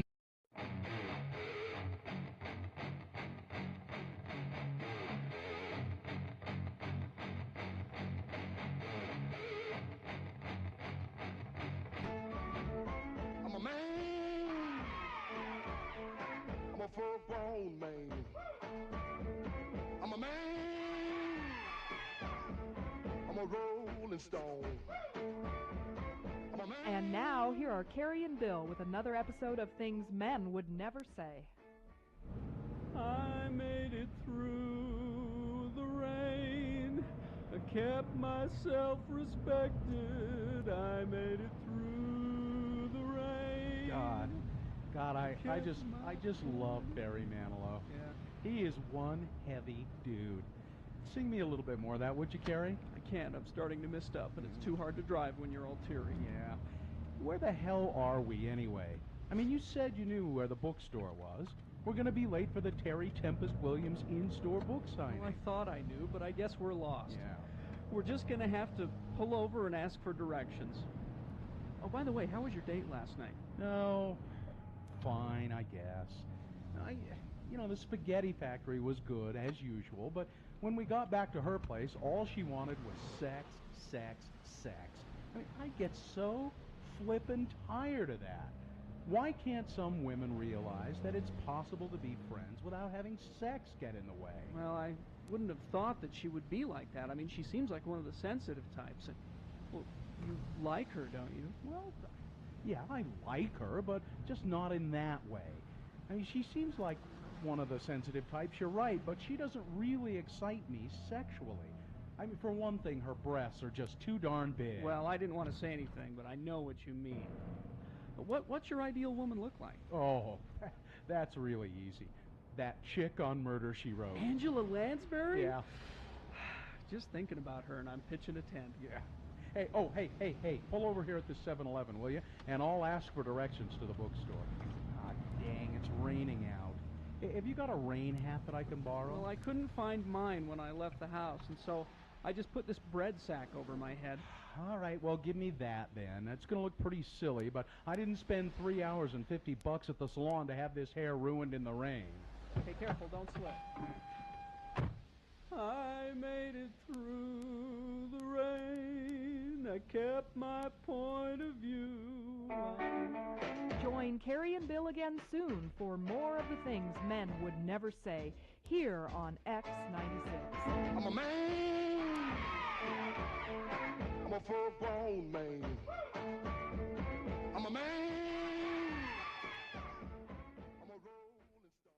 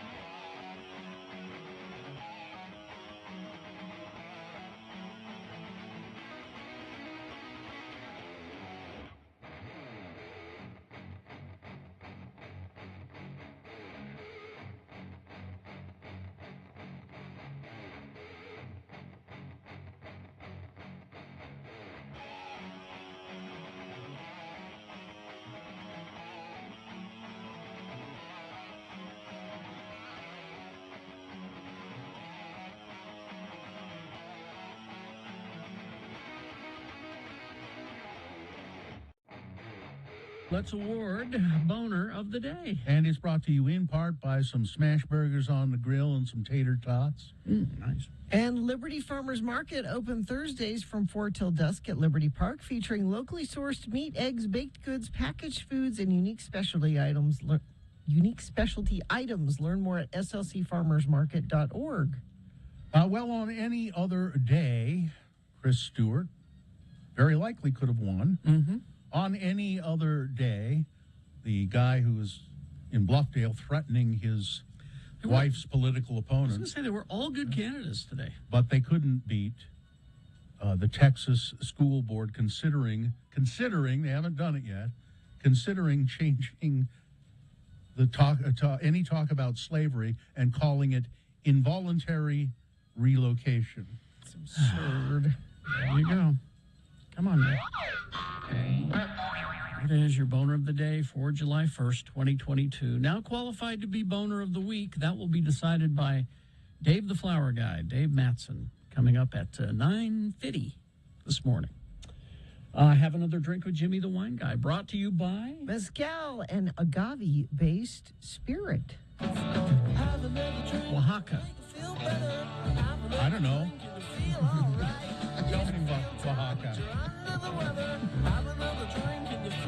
Jimmy Santangelo, Splishy Splashy Jimmy the Wine Guy, is here. He's the proprietor, the chief cook and bottle washer of the Wine Academy of Utah. And you can go to wineacademyofutah.com for all kinds of great information about spirits and wine. And what is this spirit? Well, now, just real quick, Jimmy's sticking around to take your questions at 877-602-9696 or text them to 33986. We prefer your phone calls. Surely you've got questions about how drinking or how to drink. I mean, like the first question may be, since we're talking mezcal, it says, how is that different from tequila? Right. So this stuff is great. Mezcal is an interesting category. Mezcal is actually the main header, and subcategories of mezcal are your tequilas, are your mezcals itself. Just like, say, you have different whiskeys. Whiskey's the main header, and then you got bourbon, rye, Canadian whiskey, straight whiskey, things like that. Mezcal is that same thing. Today we're featuring a mezcal. This is by Oaxaca. It's a product available here in the state stores. And one thing to learn about reading the label, you'll have these words espadín or Mexicano or barril. Those are the type of agaves that this is produced from. Different than tequila, that point that out. Tequila is typically from Blue Weber agave. And it's thought that espadín is the mother of the Blue Weber agave. Differentiating between tequilas and mezcals as well, when making tequila, we take these piñas, the root of the agave plant. You know, on the agave plants, these big ferny looking things coming up from the ground. You got to dig it out, get that bulb, chop everything off. We'll send for Whoever tequila. thought of making booze out of a root, a big root? You got a lot of time on your hands in the desert, I suppose. And what you would do is just chop up that piña and you send it to like a Euroclave, like a big toasted oven. And it doesn't smoke it, it just breaks it down, the fermentable sugars to then go into fermentation, eventually distillation. The difference between that's tequila. Mezcal will chop up those piñas, but then we put it in earthen ovens. Like we dig a pit and we line that pit with rock from the area, typically lava rock. Oh, this is and why we it's smolder smoky. it. And this is why it's smoky. And we'll do that for 3 to 5 days. Some of those big piña leaves will set over. We put dirt over it, and it's smoldering. It's smoldering. It's smoking. And it really comes out on the nose. They still do it that way? Still do it that way till this to this day, and there's a lot of artisanalness about it, like per village and different piñas that'll be used. This happens to be 100% espadín. There's other a Bozal on the market is another mezcal that is an assembly of 3 different styles, and they're really different when they're up side by side. Couldn't be more excited about mezcal. I have questions. So you have brought some orange slices. Yes. Yeah, what's this? With smoked sea salt on them. Now, what is the proper order? So let's prime the palate. Get this under the nose. Half a bottle, and then you eat the oranges. Right? you can just bite right into a regular orange at that point. Yeah, it's a little smell, that smokiness comes through. Yeah. And then if you give this a little sip, this mezcal. All right. Never too early at 8 a.m. on Fridays at have another drink with Jimmy for mezcal. That's right. You can taste the smoke. You can totally taste the smoke. Warming. Alcohol is well integrated. It's a little warming, maybe shouldering into harsh. I mean, there's no barrel aging on this. This is a Hoven, so that means young. Then go into that orange, bite that orange. And I like to flip the orange so the salt hits your tongue. So you kind of do that. You bite that orange, yum, yum, yum, yum, yum, chew all that up. You get that, the smokiness, the sweetness of the orange naturally, and then you sip that mezcal again. That's good. They are juicy oranges. I got you. I got you some napkins there, and then you sip that again, and it's just really refreshing. It totally I think it really softens the mezcal's harshness of the alcohol. Yeah, it does. And the sweetness of that, That's the lovely. smokiness, smoke cancels smoke. The sweet really brings out the fruitiness of the agave.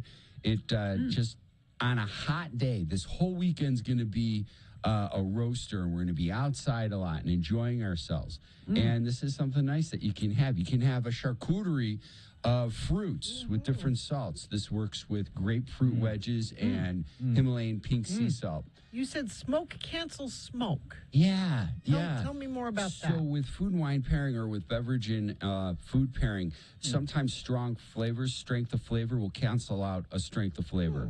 If you did this same smoked sea salt with a tequila blanco, it's going to completely overwhelm the tequila. You're not going to get a lot of flavor out of it. But because this has that strength of smoky flavor, it'll combat that. Really? I see a problem here, though.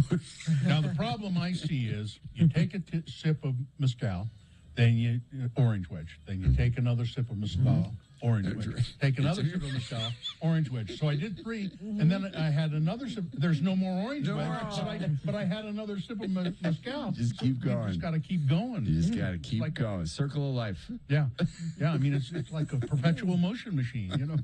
That's so good. Now, what's this brand of? So this brand is Oaxaca. They do a great job. They the gentleman visits the market periodically. It's great. He's very much from a family enthusiast, small village, and this is their espadín. They also have another product with the gusano. That's that little worm, right? okay. It's Oh, yeah. that little larva that they have, and then that turns into a beautiful moth eventually. but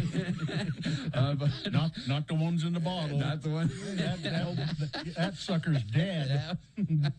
And that's fantastic. It's a reposado, so it's spent 4 to 6 months in oak barrel. So you get a little bit of that vanilla, that little bit of brown spice in there. And we have a lot of great mezcals here in the state that are available. This is a go-to for me. I really like the producer. They come to the market. Great broker that brings it in. He works his tail off to make sure products are here in the state. Price point? $39. This one? Yeah, That's yeah, very good. Yeah, something. So that's Oaxaca. Oaxaca, mezcal, espadín. That's good. That's I am not a tequila fan. This I like. No kidding. Yeah, it's So you may be a strong mezcal flavor. fan. It's different. It's different, although there are similarities. But We make a nice, speaking cocktails, we make a nice smoked Negroni with this. So we're replacing the gin with this. The Cappelletti, I like to use the Cappelletti rather than Campari. And Campari is great too, but the Cappelletti, it's a little richer, and then a nice dry vermouth. Dolan dry vermouth goes great. Strain it, shake that, strain it over. Clearly, Jimmy knows his stuff and wants to pass along his knowledge to you. So if you have any questions, now is the time. Line up and talk to Jimmy. Ask him questions about any adult beverage. 877-602-9696. for instance, do you have any tips for a technique of drinking with both hands? Get a helmet. You know, you get the helmet with the straws coming down. 877-602-9696. Or text your questions, 33986. We'll continue on the other side. Traffic, Gina, please.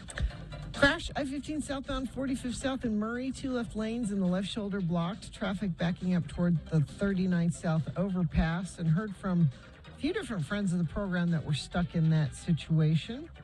And that's the only situation I'm seeing right now. Unless you're seeing something friends of the program need to know about, you can text us 33986. All right, KXRK Provo, 877-602-9696 is the number. Call and talk to Jimmy about booze.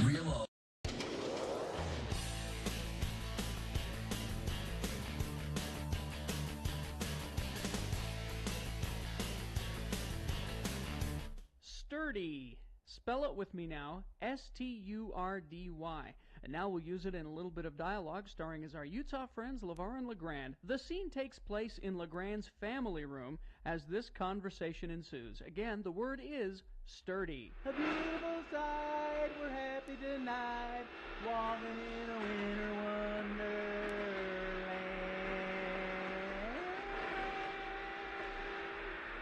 Well, that does it. Took a lot of work to get the old family room ready for Christmas, but there's still one very important thing I got to do, LeVar, to make sure Christmas goes off without a hitch. Well, what could you have possibly left out, LeGrand? I mean, the whole room looks like it jumped out of Good Housekeeping's Christmas issue. Thanks. I mean, the tree is up and beautifully decorated. There's mistletoe and holly wreaths in all the right places. Don't stand under that mistletoe. Oh, all right. And the stockings are hung by the chimbley with care. Yeah. What possibly could you have left out? Well, just come on over here by the fireplace, LeVar. Come and take a good look inside the fireplace and tell me what you see.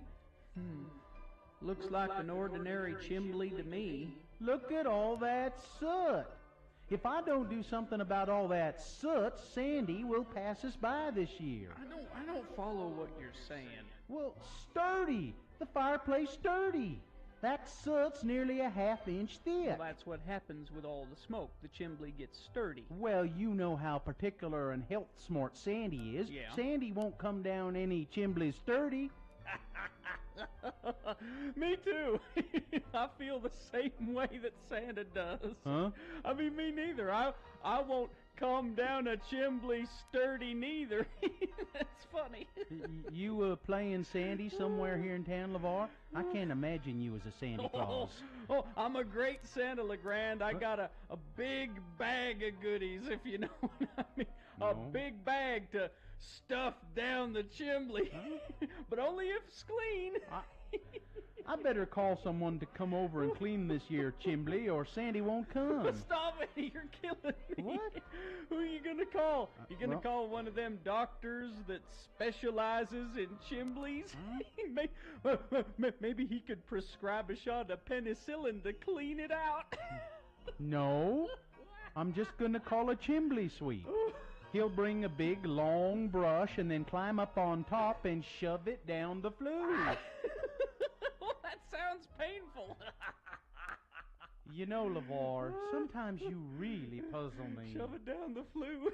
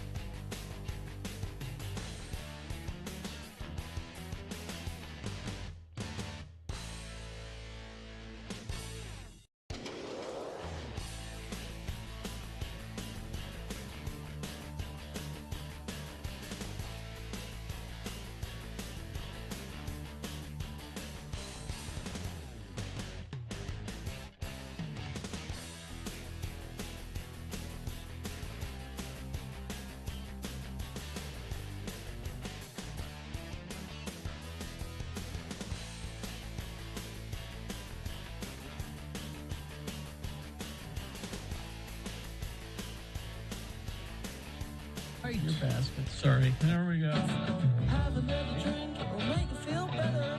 Have another drink and feel all right. We're back with Jimmy Santangelo, Jimmy the wine guy, the owner, the great proprietor of the Wine Academy of Utah. Orange Slicer. Wine Academy of Grand Poobah. Are you drunk? Mezcal. WineAcademyofUtah.com. There, I got it. Now, if you're worried that your bishop's going to hear you, you can text your questions, but we prefer your phone calls, 877-602-9696. And if you want to learn directly from Jimmy, very entertaining and very educational. He's got 3 events coming up. On Monday, July 11th at 3 Cups. They're on Murray Holiday Road across from the Harmons. Wines Workshop, featuring wines to pair with barbecue. Yeah, right off the grill. Mm-hmm.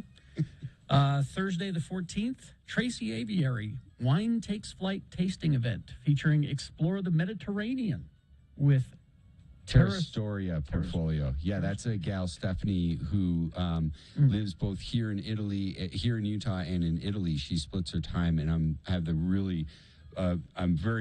it's a big deal for me to be able to represent her wines. They are fantastic. And we're going to do a virtual tasting. She's going to be in Italy. I'm going to be here. It's going to be a lot of fun. Then I'm going to post about it. Yeah, right. Special order wines. Good and stuff. then July 18th at the Charcoal Grill for Patio Sippers wine tasting. That's up in Logan. So maybe you have questions about certain cocktails, how to make them. Maybe you have questions about wine pairings. Maybe you have questions because you're just starting drinking and you want to know, or you haven't started yet and you want to get started, or when is the appropriate time to have a cocktail? If you haven't started yet this morning and you want to know how to start. Yeah. I ain't gotta be nowhere. We have a lot of questions coming in already. On text questions? Yes. Okay. Here's a good one. Can you mix Pepsi or any soda and tequila? Well, no, I wouldn't. Fresca. Fresca Yeah, and Squirt. Stay away from the brown sodas. Yeah. You want to do citrusy stuff like Squirt. Absolutely, your lemon and lime styles. So or orange soda, you think? Orange soda, sure. Orange why not? Crush. Sure. There you go. Here's my favorite text of the morning. Drink wine are such snobs. Yes. Those are words, Yes. sir. Those are words. Let's see. Tell us the reason behind the worm or larva in tequila/mezcal. Indicates authenticity from that village. Those larvae would lay within the barrels or in and around, so it's to represent authenticity. Here's a simple question. What's your favorite scotch? Oh, Macallan. Just because you didn't even hesitate. Wow. Right in. Macallan, yeah. What's your favorite rum to use for making mojitos? Ooh, that's a good one. You can use any white rum. It's escaping me. There's a new one that's on the market that's super tasty. But you can use something as simple as Bacardi. Just a nice clear white rum. A lot of people like to use high proof rums with their cocktails. I'm kind of more of a 43% alcohol by volume guy with my rums. Those are high proof because I like to sip. I like to enjoy a number of them. So exactly. the high proof, the Navy strength rum, they'll get you in the boo boo. And the mojitos are pretty reasonably easy. Yeah, cocktail to refreshing. make. Refreshing. And it'll get you in the boo boo. It will. Whatever that means. It's a technical term. This is a good question. I have a friend coming from out of town who wants to get a good local wine. Local wine. So we have 2 producers I'd recommend. There's a lot of them, so I'm going to hurt somebody's feelings. But OTC right up in Park City, Old Town Cellars does a fantastic job. They blend. They source their fruit from out of the state and they blend. If you want to have a wine from fruit in the state, 2 places. One, Lakai, they've got their own production. They both outsource the fruit and make wine on site from vineyards around the restaurant there. And then also IG Winery does an amazing Riesling that's from Utah fruit. I love basic gin and tonics, but I want to up my GNT game without a lot more work. Example, mulling cucumbers or whatever. Can you please suggest other quick GNT combinations to keep my soul happy? Yes, Fever Tree has a new style of soda with yuzu and lime. So that yuzu is that really concentrated limey flavor. That and your favorite gin is going to be fantastic. That is the absolute easiest way to kick up your game. They also have a Saint Germain infused one, or that's Saint Germain elderflower liquor. Excuse me. They have elderflower infused tonic water that can also up your game. Which answered another question that was, rather than regular tonic water, what do you suggest? So you know so many cocktails. You have tried so many different kinds of cocktails over the years. What is there some sort of thing that you kind of go back to and you want to have all the time, or do you just, how do you decide, or, Yeah, I'm in the moment. I'm of the moment. Unfortunately, I don't have a lot of recreation time to sit back and enjoy a drink. But I will say this. I will answer this, and this is where I thought you were going with it. How you decide on whether to shake a cocktail or stir a cocktail down is the ingredients. It's based on the ingredients. If all your ingredients have alcohol in them, if it's a booze, if it's a vermouth, and if it's a bitter, that's a stir down. That's a stir down drink. The moment you introduce a simple syrup, a juice, honey water, something that's non-alcoholic, acid from lemon or lime juice into that cocktail, that's when you gotta shake it. See, I've been doing it wrong. I always, gin martini is gin, vermouth, and then I shake it. Sure, But and you can do that. It dilutes it down a little bit more. And it seems to get it a little colder, too. But yes, and when you shake a cocktail, you're maximizing the dilution of the ice. You're getting as chilled as possible, as you pointed out, but you're also combining those ingredients together.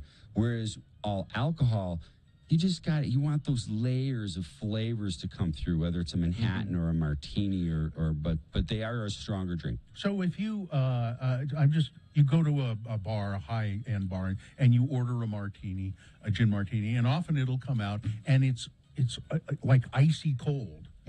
So there's two techniques that the barmaid doing with that martini glass. They'll have it in their fridge. They'll have it in the fridge, so when it comes out into the room temperature air, it'll frost. Or if they have the glassware on the back shelf, while making the cocktail, the first thing you do is you reach for your glass and you make sure that your garnish is prepped. But when you have your glass ready, you drop in a few ice cubes and you hit it with water. So that'll give it the chill. You got it. Got it. Well, thank you, Jimmy. See? Yeah. He knows. WineAcademyOfUtah.com. Check out all the information there, and you'll see Jimmy's events that are coming up as well. You got it. Thanks, guys. Have a Thank great you, weekend. Jimmy. Thank you. Have a good trip.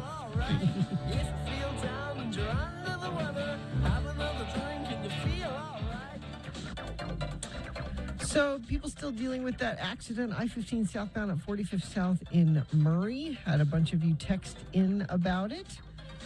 Also, folks saying motorcycle speed traps 201 west by the Bangor Highway exit. Heard from a couple people that said cops are out. So slow down as you're going out of town this weekend. If you see something, you can text us 33986. Do you owe $10,000 or more in back taxes, unfiled years? Contact McClure and Stewart for a free consultation. Go to McClureandStewart.com today. All right. Beat Gina. Coming up, we got some messages and a song. And then it's time to play Beat Gina pop culture trivia, Pam Anderson trivia. Pam Anderson? Because it's her birthday today. If you beat Gina, you could win tickets to the Lost 80s live show, which features everyone. It's a Flock of Seagulls, Wang Chung, English Beat, Missing Persons, Naked Eyes, Stacy Q, Animotion, Dramarama, Tommy Two-Tone, Musical Youth. It is all happening August 12th at the Maverick Center. An event, you might say. Yeah. So 877-602-9696. Line up sooner rather than later to beat Gina. Coming up after these. RenaissanceRanch.com. If you're having a problem with drugs, if you're in the clutches of drugs addiction or alcohol addiction, Renaissance Ranch is a place that can help you. Renaissance Ranch Addiction Treatment Center, the program designed for male patients specifically. It is a 5-star treatment facility here in Utah. They combine evidence-based clinical research and judgment-free, faith-based healing approaches. There is residential and outpatient service as well, and it's an amazing place. The Renaissance Ranch is staffed by former and recovering addicts who've great empathy for your problem because, well, they've been through it. They understand the addiction cycle. So I would advise you, if you are or a family member in the throes of addiction, check out Renaissance Ranch. Schedule a free consultation at renaissanceranch.com. They do accept most private insurance.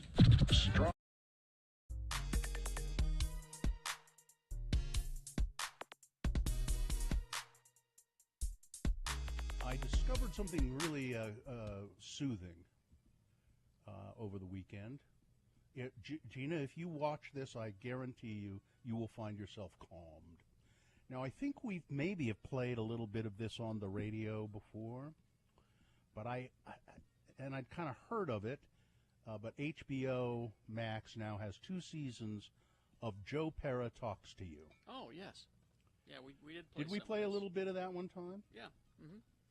From Adult Swim. Yeah, it was on Adult Swim, and now they've put both seasons over on HBO Max.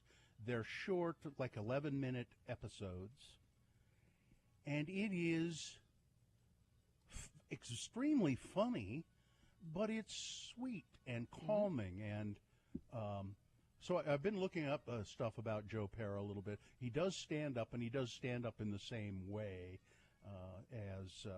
as he does this show. But he plays this character, although that's his real name, who lives in a little town in Michigan, I think, by the shores of one of the Great Lakes there.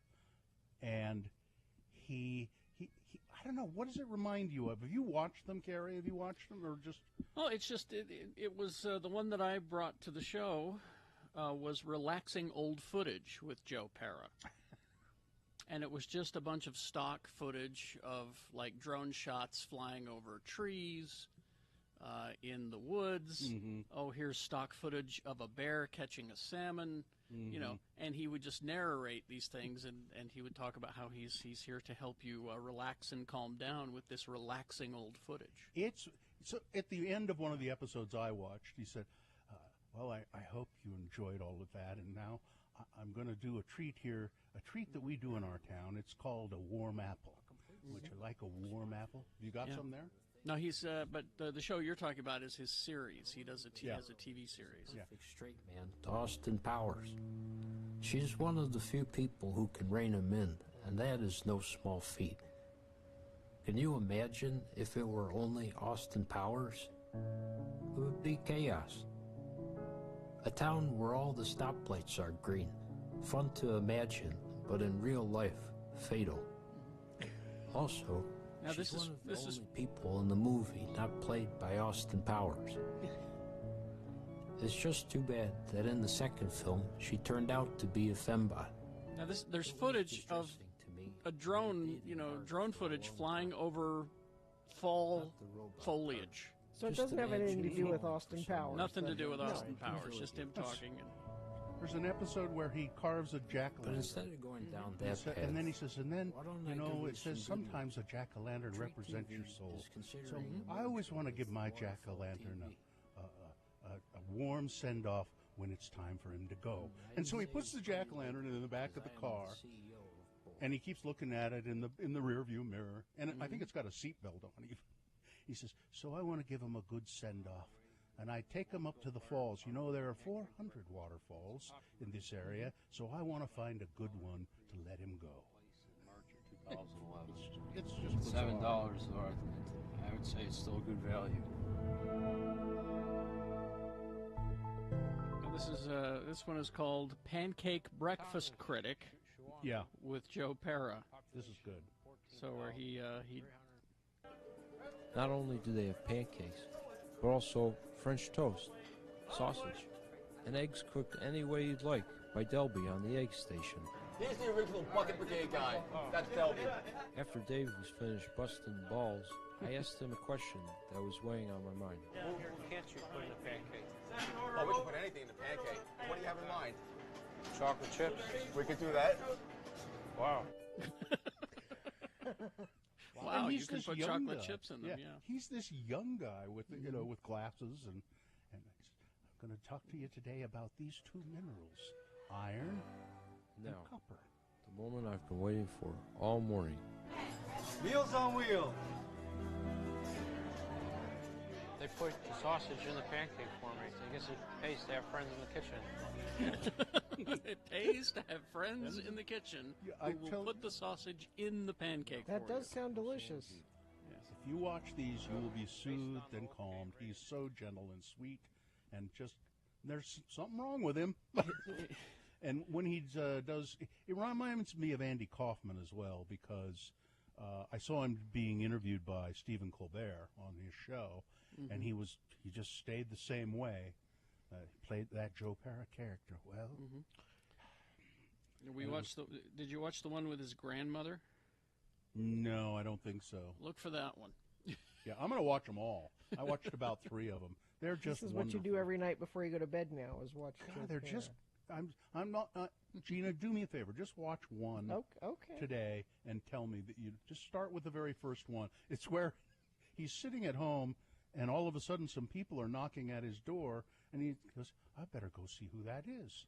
And he goes and opens the door, and these people, this family, just bursts in. He says, "Yeah, we'd like to buy your house." He says, "I don't think my house is for sale." And then he looks outside, and there's a for sale sign out in front of his house. Wow. And he goes, "Oh, gosh darn it. Some kids must have put that sign there." And then he says, "But I don't want to disappoint this nice family, so I'll let them look around." It's just charming and great. He's just great. Go to your HBO Max and look up Joe Parra. I do have the HBO Max, so I can do that. You will find it.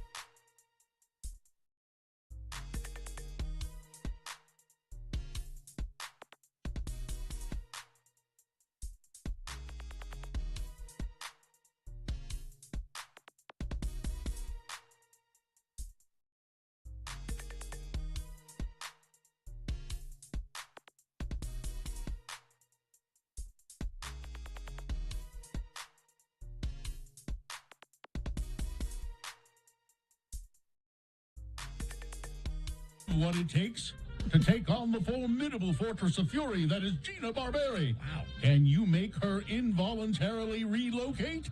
If so, get on the horn and play Beat Gina.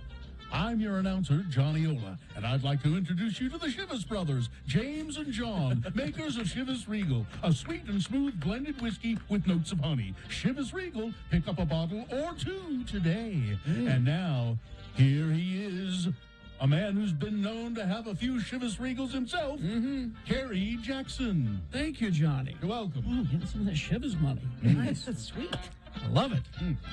Okay, we got, let's see, we're going to let the randomizer choose the contestant, and it's going to Christina, it looks like. Hi, Christina. Hello. Hi there, Christina. Okay, we're going to toss a coin to see who goes first. It will give you an advantage in the game. You call it, Christina, heads or tails? Heads. All right, coin toss app says tails, Gina Barberi. Dun, dun, dun. That means Gina goes first. Oh, don't worry, Christina. You may know more about Pam Anderson than Gina does. You know who Pam Anderson is, Christina? Unfortunately, yes. All right. Unfortunately. Well, if you beat Gina at Pam Anderson Trivia, you will win these tickets to the Lost 80s live show. It's at the Maverick Center on August 12th. All right. But if she beats you, what are you prepared to do in her name? I was going to donate to the Road Home. Always Okay. a good choice. There you go. Let's begin then. Pam Anderson's birthday. Our first question, multiple choice. This is This is Gina's question exclusively. If she gets it correct, she gets the point. If not, I'll ask you to answer it. And if you answer it correctly, you'll get the point, Christina. We'll go back and forth until we have 3 points. All right? Gina. Yes. How was Pamela Anderson discovered? Okay. How was she discovered? Was it A, starring as Ellie Mae Clam in the Desert Star Playhouse show Beverly Hillbillies 90210? B, a stadium's electronic scoreboard camera focused on her as a spectator watching a BC Lions Canadian Football League game? C, in Hollywood in 1937, while sipping a bubbly beverage on the stool of a popular soda fountain on Sunset Boulevard in Los Angeles? Or D, running down the beach? That would be B at the football game. B is correct. That's correct. Gina has 1 point. Now, Christina, let's see what you know. Christina, Pam Anderson was a spokesmodel for what brand of beer? What brand of beer was she the spokesmodel? A, Labatt's. B, Schraderbrau. C, St. Pauli Girl. Or D, Elsinore? I think it's C. St. Pauli Girl? That is Yes. incorrect, I'm afraid. Sorry. Is it Labatt's? Yes. It is Labatt's, That's yes. the Canadian beer, yes. That's 2 points for Gina. That's right. Yeah, she is on the verge of just handing you your head, Oh. Christina. I'm embarrassed that I know so much about Pam Anderson. She though. controls the question. She has 2 points. If she gets this one right, you're out of here. All right. Give me a hard one. Okay, here you go. What was the name of the Hollywood club where Pam and Tommy Lee met? Oh, okay. I don't know this. What is the name of the club? Okay. Is it A, Patty's Pub, B, Sanctuary, C, The Drunken Clam, or D, The Snake Hole Lounge? See, I don't know. B. Sanctuary is correct. And Gina wins the game in short order, mopping up the floor with Christina. So sorry, Christina. It's because I watched That's that. okay. That would have been the only one I could have answered. the Pam and Tommy Netflix show. That's the only reason I. Well, I know too I'm much sorry, about Christina. We're going to have to just send you on your way. Get along now. No, What? now, What? Johnny, don't What? send her away so quickly. Well, why? Well, because Christina seems like a nice person. She does indeed. And I'm also embarrassed that I know too much about Pam Anderson. So to get that bad taste out of my mouth, I would like to break with tradition. And even though she lost, give Christina those Lost 80s Live tickets. I have an idea. Why don't you give her the Lost 80s Live tickets? Oh, there we go. Well, Christina, hang on the line, and someone will get your information and tell you how to get those tickets. All right, thank you. I've got to get out of here. I'll be late for pickleball. Oh, don't want to let the league down. No. All right. Thank you very much. News brought to you by. Take an unforgettable cross-country adventure into the hidden wonders of the natural world, Into America's Wild 3D. Visit some of the most beautiful but untamed landscapes of America, now playing at Clark Planetarium's IMAX Theater. Well, it's kind of looking like Selena Gomez and Carla Delevingne, you know. Kind of looks like they're kind of getting kind of friendly. What? Well, they're in a TV show together. Well, yeah, but, you know. They're really getting friendly. They're hanging out with each other all the time. Well, they are in a show together. But they're doing stuff outside of the show together all the time. They carpool to work. Okay, and listen, then they- July 22nd, 2014, they went on vacation together in Saint-Tropez. July 23rd, 2014, they attended 2014. I'm going to go from 2014 to attend the Leonardo DiCaprio Foundation Gala. Then also in 2014, they were seen together at the LACMA Art and Film Gala. See, Bill, this is something called Friends, and sometimes you go with your friends. 2015, they were in Taylor Swift's Bad Blood music video together. You're trying to make this into something that's not. Carla Delevingne said, kissing Selena Gomez was very, very pleasant. They're friends. Mm-hmm. They are.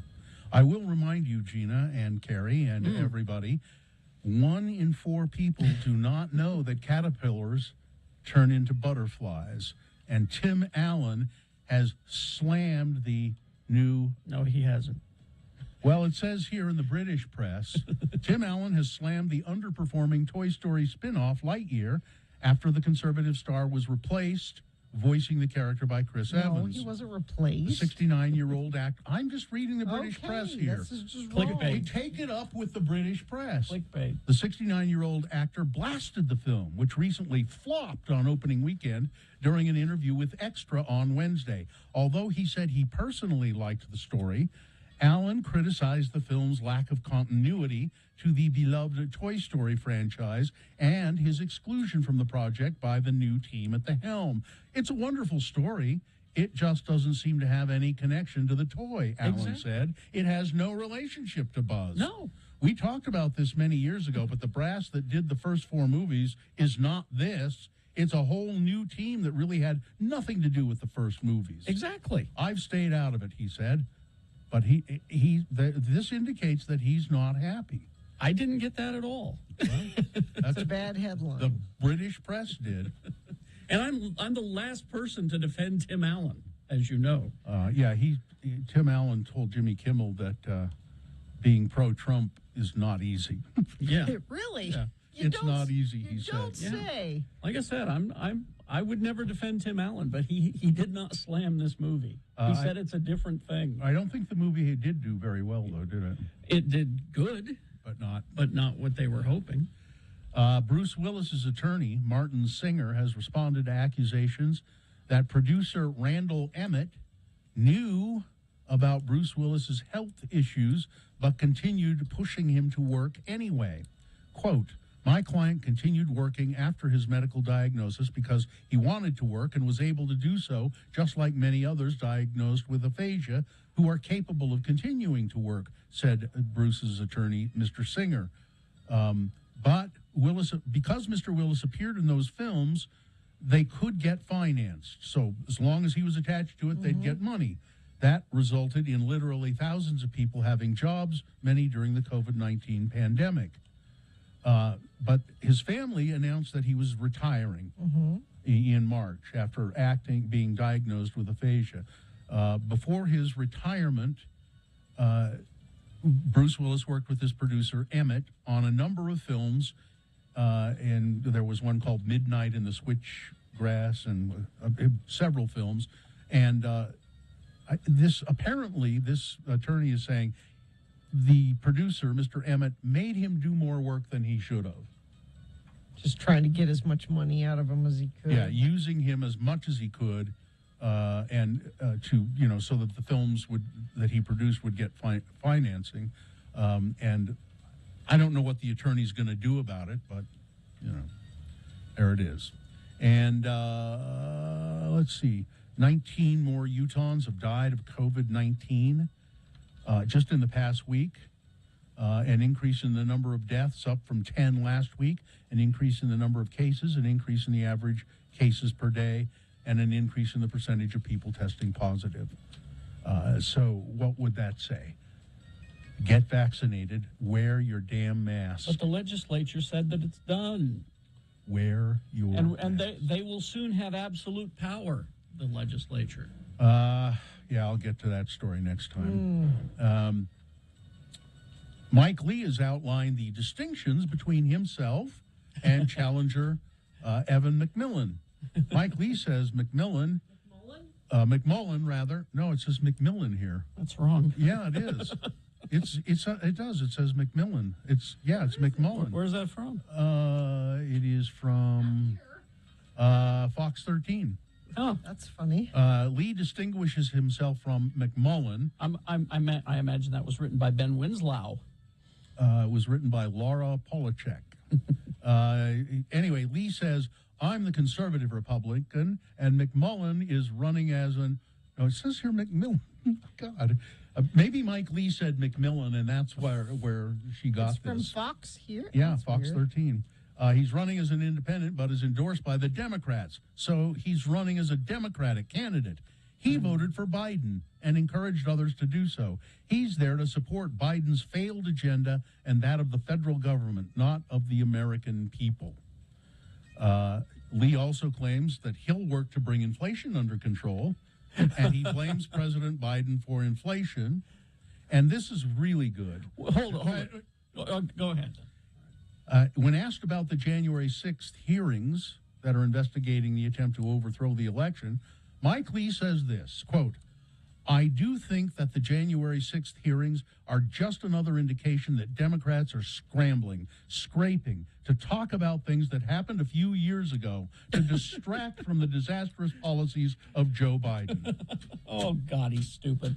Mike, what are you personally able to do about lowering inflation, and why aren't you doing it? No. You're full of it. Terrible.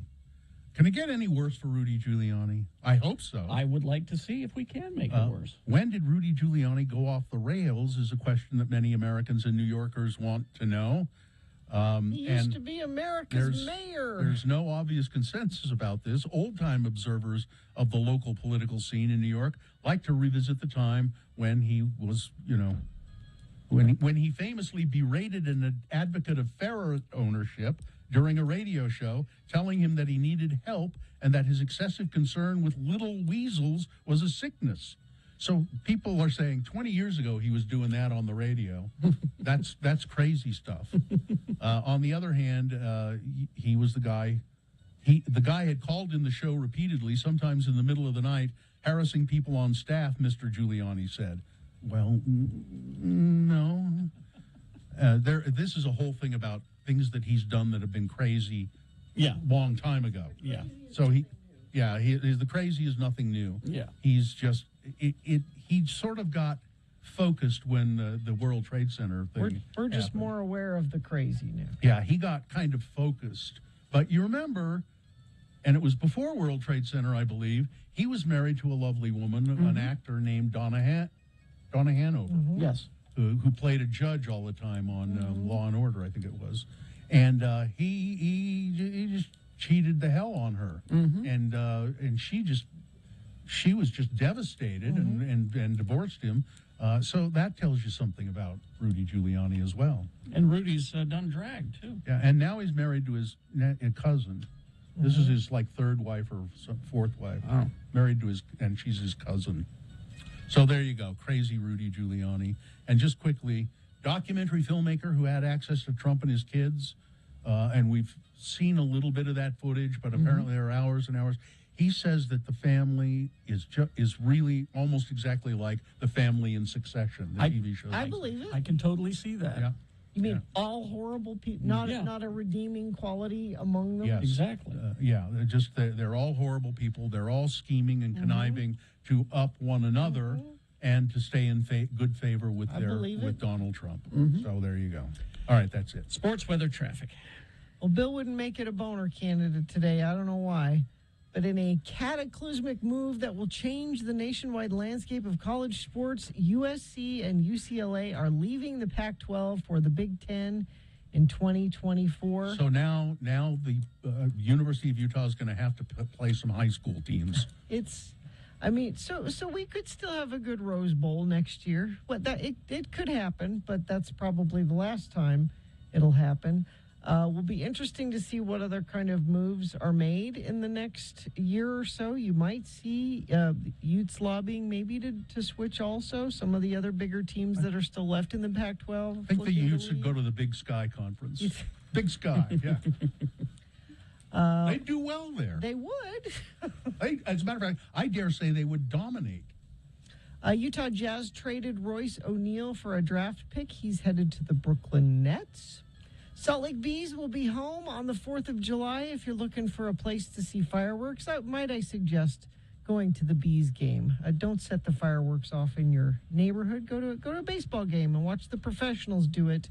Oh, and Bill, they're playing the River Cats on Monday. I hope there's a fireworks accident. And let's see. I believe Real is on the road this week. That's your sports. Weather. It's just hot and getting hotter. So hot, in fact, we have a red flag warning in effect for the holiday weekend. Yet another reason to not do fireworks, at least of your own. Could be up around 100 by tomorrow, it looks like, and no change in sight. Those little thunderstorms we were having the last couple days, looks like we're not even going to have any of that action happening. Traffic. Everybody's heading out of town, just not quite yet. It's a good time to leave if you were trying to get the family up and out of the door for your holiday weekend travel. Now's a good time to go because there are no accidents to report. Even that earlier one at 45th South looks like that's cleared up and moving well once again. If you see something that's not moving well that friends of the program need to know about, you can text us 33986. Do you or someone you love struggle with addiction? Help is out there. Renaissance Ranch is one of Utah's best addiction treatment centers. Schedule a free consultation at renaissanceranch.com. All right, we will take a break. Don't forget that coming up in about a half hour from now, Frank Christ presents They're Fine, They're Just Fine, our Dead Celebrity Game. You could win tickets to see the Black Keys. So stay tuned for that. All coming up.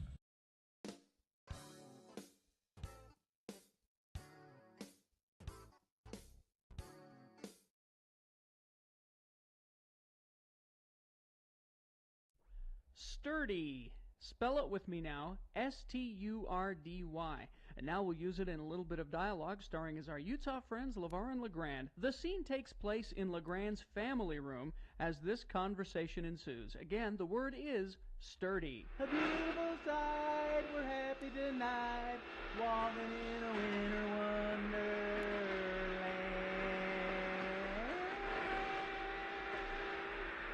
Well, that does it. Took a lot of work to get the old family room ready for Christmas, but there's still one very important thing I got to do, LeVar, to make sure Christmas goes off without a hitch. Well, what could you have possibly left out, LeGrand? I mean, the whole room looks like it jumped out of Good Housekeeping's Christmas issue. Thanks. I mean, the tree is up and beautifully decorated. There's mistletoe and holly wreaths in all the right places. Don't stand under that mistletoe. All right. And the stockings are hung by the chimbley with care. Yep. What possibly could you have left out? Well, just come on over here by the fireplace, LeVar. Come and take a good look inside the fireplace and tell me what you see. Looks like an ordinary chimbley to me. Look at all that soot. If I don't do something about all that soot, Sandy will pass us by this year. I don't follow what you're saying. Well, sturdy. The fireplace sturdy. That soot's nearly a half-inch thick. Well, that's what happens with all the smoke. The chimbley gets sturdy. Well, you know how particular and health-smart Sandy is. Yeah. Sandy won't come down any chimbley sturdy. Me too. I feel the same way that Santa does. Huh? I mean, me neither. I won't come down a chimbley sturdy neither. That's funny. You playing Sandy somewhere here in town, LeVar? I can't imagine you as a Santa Claus. Oh, I'm a great Santa, LeGrand. I got a big bag of goodies, if you know what I mean. No. A big bag to stuff down the chimbley. But only if it's clean. I better call someone to come over and clean this year chimbley, or Sandy won't come. Stop it! You're killing me. What? Who are you gonna call? You gonna well- call one of them doctors that specializes in chimbleys? Maybe he could prescribe a shot of penicillin to clean it out. No, I'm just gonna call a chimbley sweep. He'll bring a big, long brush and then climb up on top and shove it down the flue. Well, that sounds painful. You know, LeVar, sometimes you really puzzle me. Shove it down the flue.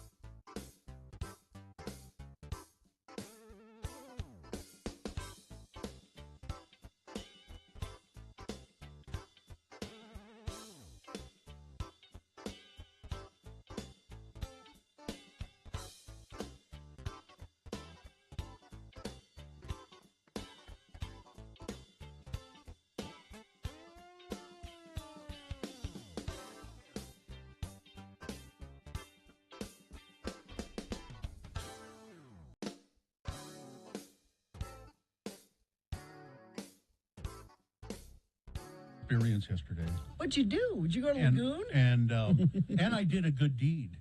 One kind act a day, Yeah. Bill? Did you do one And kind it act was, a day? I did, and it was kind of connected to the having a good time.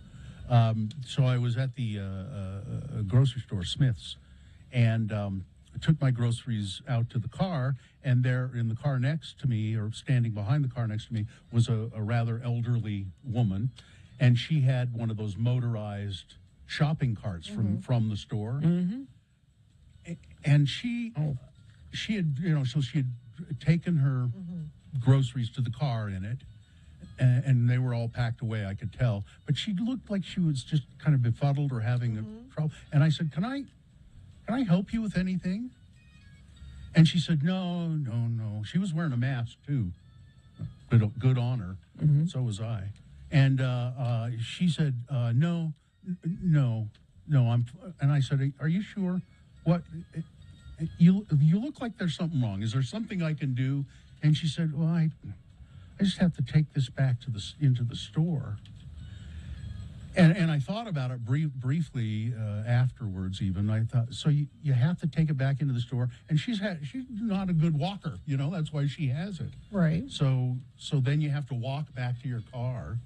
And I said, well, let me do it for you. I'll do it for you. I'll take it in. And she said, well, you don't have to do that. And I said, no, I'd like to. As a matter of fact, I've never ridden on one of these before, and I've always kind of wondered what it was like. And she said, well, okay, thank you very much. Thank you. And I sat down, and I said, I don't really know how to do this. And she said, oh, it's not hard. No, it's not. But she said, look, it shows you right there, and there's little pictures, And she said, you just pull the lever if you want to go forward or backward. And so I did. Did you take it for a spin around the parking lot I first? should have. I did. I just went, and she said, thank you so much. And I took off and drove it down into the store. But and I parked it the wrong way, I think, because I noticed, I had never noticed before, but there's a plug behind each one so they can charge it. Yeah. And I can't read that. So much for the silence. I can't read There's been a mix-up, and Dr. Dunn is on the phone. Oh, thank you. I tried to do it silent. Well, It just didn't I work. couldn't read it. There was. I'll get a magic marker next time. This is all I have. It was too faint. Okay. So Well, let's. I'll tell you more about the shopping cart later on. Okay. Dr. Angela Dunn from the Salt Lake County Health Department. Hello, Dr. Dunn. Well, good morning. I was kind of waiting on the edge of my seat for the end of that story, but I guess that's it. I'm sorry you have interrupted it, and nobody will ever hear the end of it now. No, we'll get to it later. So You know what? We have Dr. Dunn on, and Carrie, you know what this could be? What's that? It's poop chat. We've got. Is it? Yeah. It is? Yep. Oh, why didn't you see again? This is all a surprise. Why didn't you write it on a piece of paper and hold it up? Poop chat on a piece of paper. This is very. Why are we talking about poop? Yeah. Is that a question for me? Yeah. Well. Yeah, but hang on. We'll play an intro for it. Oh, you want the poop chat intro? Okay, here we go. Let's. It's Poop Chat on X96 Radio from Hell. So, why are we talking about poop, Dr. Dunn? I do have to admit it is not my favorite topic, but it's something that's so important this time of year because people get really sick when there's poop in a pool. And I'd love to make sure listeners understand how to keep themselves and others feeling healthy and able to go to the pool this summer. So that's why we're talking about poop. Okay. So people take their kids to the pool, the kids who are still in diapers, and sometimes there's an accident. How do you can you protect yourself from that? Or? Yeah, and so having a little baby or a kid poop in a pool is kind of the obvious, disgusting thing. And when that happens, people see it, and we typically, hopefully, get out and they close the pool and they clean it well. But you can actually get pretty sick just by being in the pool with others that aren't actually pooping in the pool. Believe it or not, people don't clean themselves that well, and fecal matter gets into the pool. I know, it's gross. So we need to do a better job of actually showering before you get in the pool. I mean, that's something that we Americans are terrible at. Yeah, you're but right. We need to do it. You need to rinse off. I confess that I don't do it a Well, lot. I remember you used to see those signs in the public pool all the time, and you laughed. You went, "I'm going to get in the pool." What are you talking about? Yeah. Yeah. Yep. Well, it's important because you're rinsing off all that, those germs, and most importantly, that fecal matter that gets into the pool. And what we're most worried about, something that we call crypto, but it's Cryptosporidium, which is a parasite that actually is pretty resistant to chlorine. So when that gets in the pool and somebody gets the water in their mouth, they end up getting pretty sick and having to close the pool down for quite a while. What are some symptoms of that so people can be looking for it if they've been to the pool? Yeah, I mean, you can start out with a fever. Yeah, definitely. Fever, watery diarrhea, stomach cramps. You feel pretty gross for a few days, and that is typically the sign and symptoms of getting a parasite called Cryptosporidium. Can it can linger too, or come back, can't it? Yeah, so it is. It's a parasite that has cysts. So anything that has cysts. Isn't this just sounding so gross? This is parasite with cysts.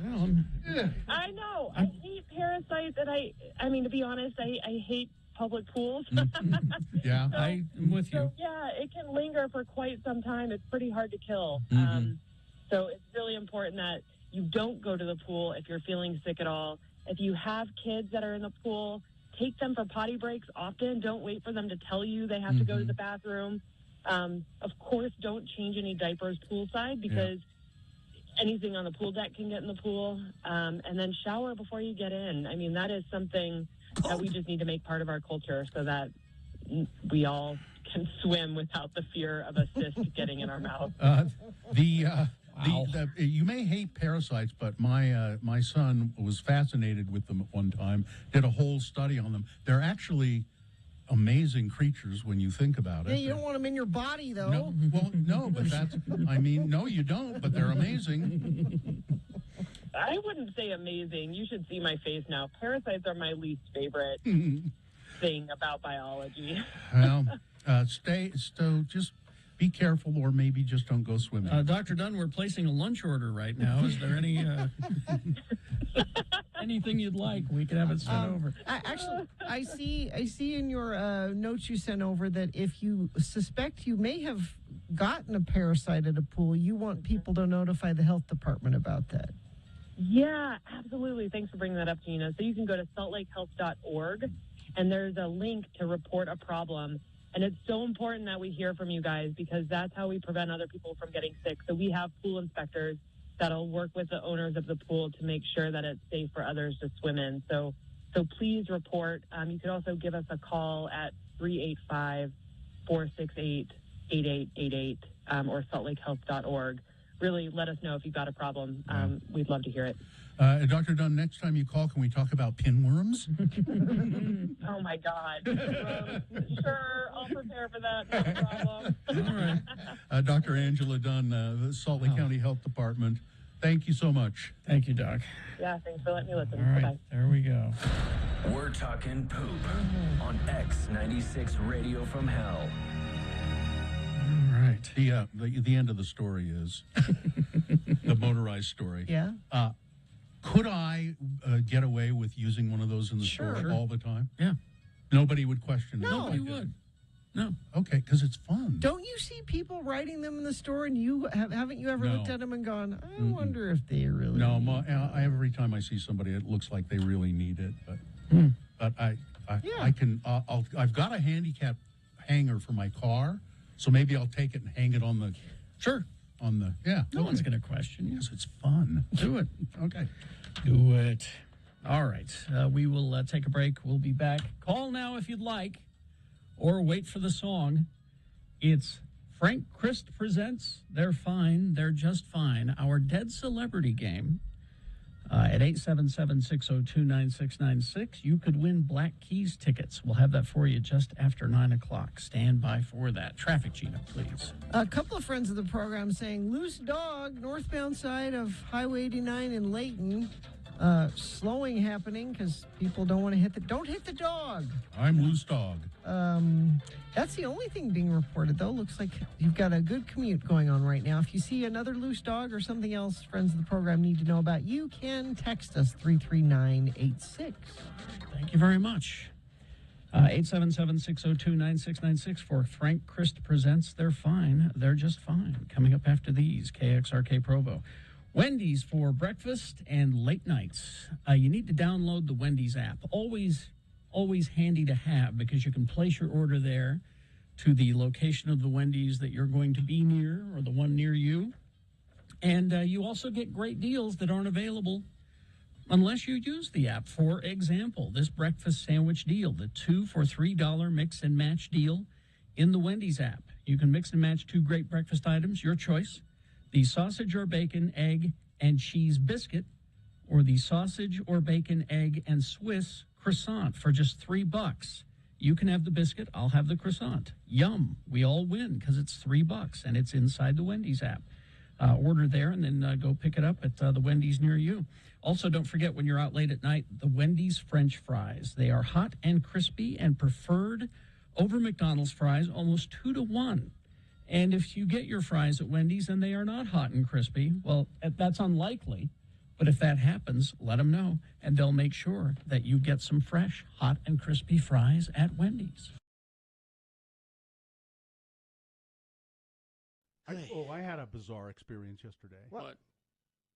So I ordered. So I don't order a lot of stuff from Amazon, but my gosh, it's really convenient. You know? I was going to say, why not? Yeah, I mean, I don't know why I don't do it more, but it's because it hurts local businesses. Yeah, I'd rather shop That's locally. the reason you shouldn't. I'd rather shop locally, but there were every once in a while there's a specialty item I can't find, or I can't find. Maybe it's a pair of some clothing I can't find the right size or whatever.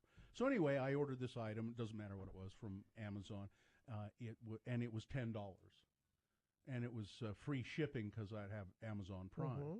So, and then the way they track the packages, man, it's really slick.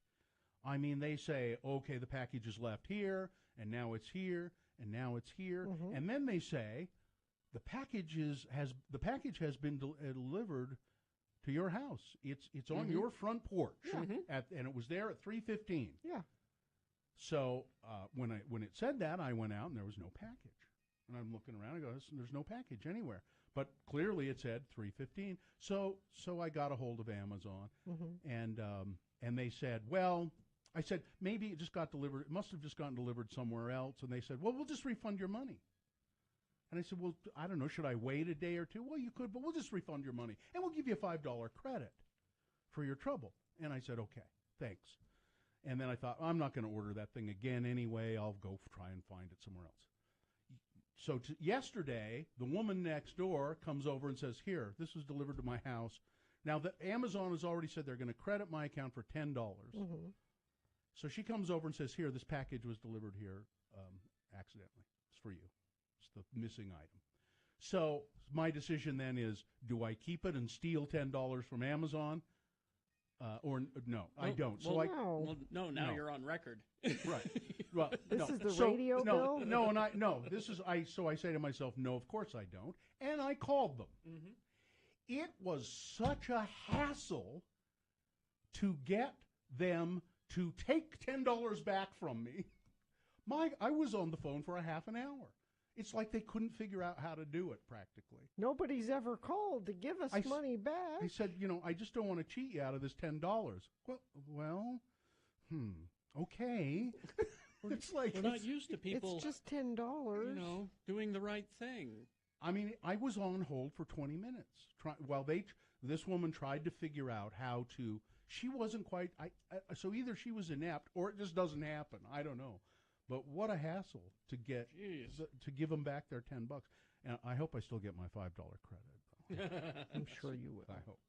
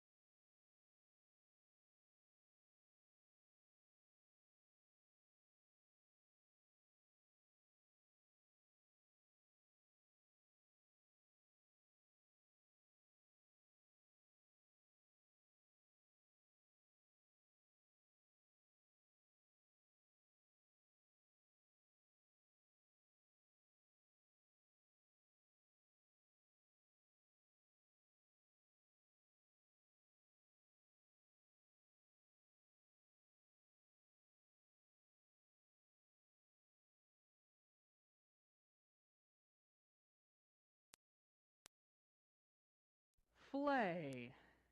Flay. Spell it with me now. F-L-A-Y. And now we'll use it in some dialogue as LeVar and LeGrand have gone to the food court at the mall for lunch. Again, the word is flay. Oh, I am full. That was a mighty good meal, LeVar. Pretty good. Hey, you think that me having a large order of chili cheese fries at the A&W was good for me? Well, I don't know if it's good for you or bad for you, but you eating them is bad for me. I mean, What? we're going to have to drive home with the windows of the pickup rolled down for sure. What a smell. Sorry. Well, I wonder if them fries was good for Mart. I'm kind of getting chest painy since I ate them. Probably just some big old gas bubble trapped near your left ventricle. You know, you should have what I had for lunch. A hard, healthy sandwich from Chick-fil-A. Oh. Eating them fries was worse for you than eating a big old hunk of filet mignon. All that fry grease is going to go right to your arteries. Oh, hey, how come they call a filet mignon a filet mignon? I don't know. I guess because it's a flame-broiled piece of meat that is so thick and heavy that when you eat it, you get sleepy and start to yawn. Therefore, i.e. and etc., a filet mignon. Oh, filet mignon. Yeah, filet mignon. Ooh, looky here. Here's a blood pressure machine here to the drugstore in the mall. Let's see. Let's pop in a quarter, and I'll check my blood pressure. See if them fries has pushed it up any. All right, go ahead. I'm sort of not feeling too Put good. the quarter in there, then. Go. You'll have to squeeze your forearm a little. You must be absolutely still but relaxed during the test. What's it mean? It's going to squeeze your arm there. What's it doing now? It's like clamped down on me like some kind of ferocious animal. I don't know. What? Oh my God! What's this flashing light mean? I don't know, but I It's think flashing real fast. it feels like my heart is starting to speed up really fast. You don't look so good, LeGrand. I'm feeling kind of weak and pale, like. What? You're pale. You're drooling. What's wrong with you? I'm not feeling too well. Get my arm out of here. I can't get your arm out. It's stuck on there. Can't take this anymore. It's squeezed my arm too hard. I'm feeling faint. Everything's going kind of black. Somebody call the paramedics. Test is finished. I will display the results. Let me remove your forearm. I didn't get enough information that time to give you accurate readings for everything. If you want to try again, push the start button to begin the test. No fetching way. I'm not going through that Well, again. it said you didn't get it right the first time. I'm not going through that again. Let's just run over to the Chick-fil-A and get me a soft serve ice cream. Okay.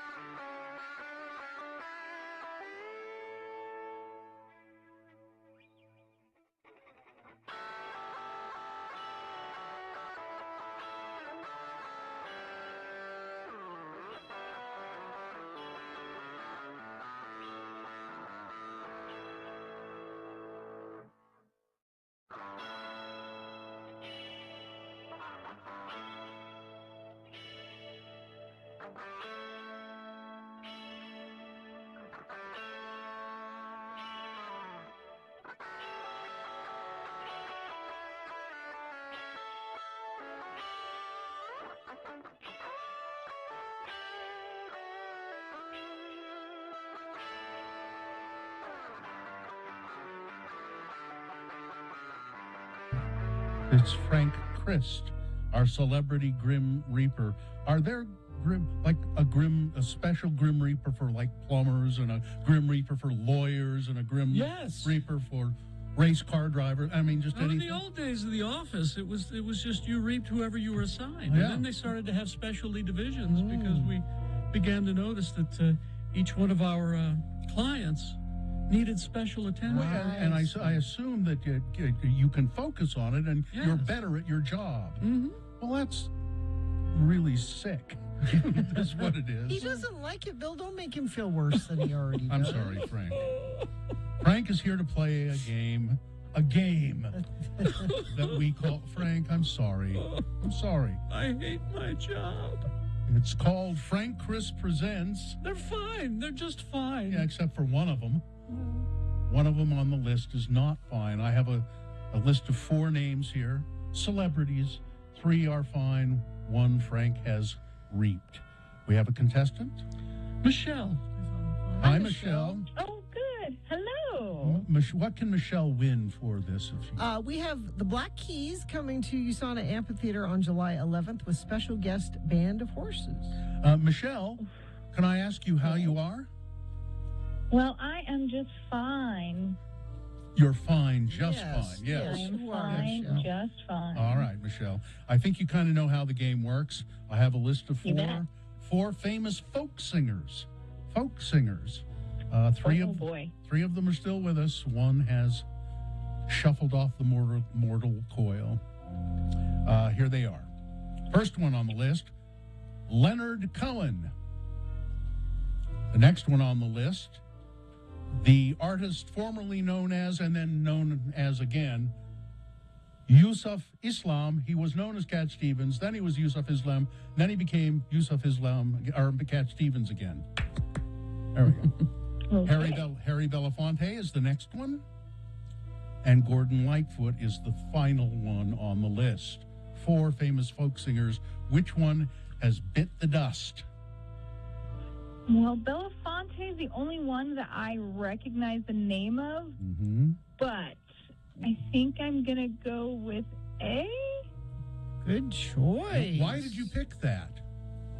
I don't know. It just something felt right about A, and it was the way you said it or something. I don't know. I just chose. You're absolutely correct.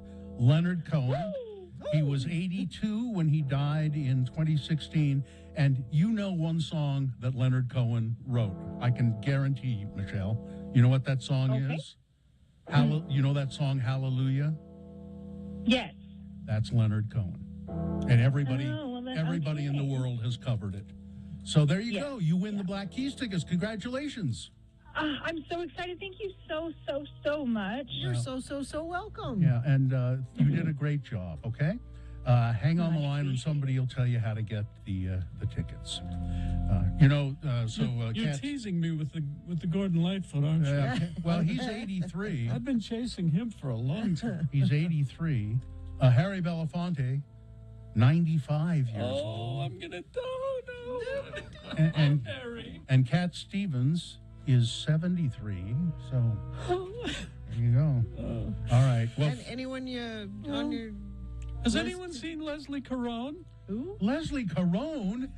Oh, 91. beautiful actress. 91. Leslie Caron. How about Jamie Farr? 88? Jamie Farr. Jamie Jamie Farr. I've reaped most of the members of MASH, the cast members. You're saving Alan Alda for last. aren't You you? stay away from Alan Alda. Very last. Frank, thanks again, I guess, for being here and playing the game. Well, you enjoy your holidays. I'll try. Death never takes a holiday, regardless. That's of what I There was a understand. movie. I think there was a There have been several makes of that movie. It was. I think Leslie Caron played Cinderella in a movie. Anyway, All right. thank you, Frank. See you Goodbye, later. everybody. Goodbye. There he goes. In a cold fog, he goes off on his electric scooter. Jamie Farr. Jamie Farr is 88. Klinger. The Toledo Mudhens. You know there is a Toledo Mudhens. Yes. Okay, so Jamie Farr, Alan Alda, Loretta Swit, Mm-hmm. I think are all that's left. Well, I don't know. Gary Berghoff. Gary Radar's Berghoff is alive. Okay. Yeah. All right. So there's 4 of them. And Igor, who's the cook, I think he's alive. I don't know. I think he is. Jeff somebody. Look it up. Okay. Nurse Kelly? I'll bet she's still No, around. No, she's gone. She is? She went, yes. All right. We will take a break. We will be back. Gina's actually looking that up for us. Thank you. How many members of the... I found a list. MASH actors we've sadly lost. She's Leslie Caron at 91, did you say? 91. She still looks great. Well, I didn't say Frank did. Frank, yes. Yes, I mean, yes. Did No, Frank Kelly died. Yeah, Nurse I told Kelly you. Nurse died, Kelly is yeah. gone. Yeah. All right. We will take a break. We'll be back. Big Boy News and Opinion Window coming up. Also, we're going to talk to Gia about the Quorum of Queens drag show coming up. Stand by for all of that. Wendy's for breakfast and late at nights. The Wendy's app. You need to download that thing. It's in your app store. It's free. Easy to do. Easy to hook up and register. And then you're all set for convenience ordering. It's so easy to do. You just do it, when you leave your house, and then just stop to the Wendy's near you and pick up this deal. And this deal is only available in the Wendy's app. 2 for $3 mix and match deal. The mix and match 2 great breakfast items for $3. Your choice of the sausage or bacon, egg and cheese biscuit, or the sausage or bacon, egg and Swiss croissant for just $3. Again, available only in the Wendy's app during breakfast hours. And the fries. They are very proud of their hot and crispy French fries. They've been doing some surveys, and they have found that people prefer the Wendy's hot and crispy fries over McDonald's almost 2 to 1. And if they're not hot and crispy when you get them, let them know, and they'll make you some fresh ones that are hot and crispy at Wendy's. As X96 celebrates our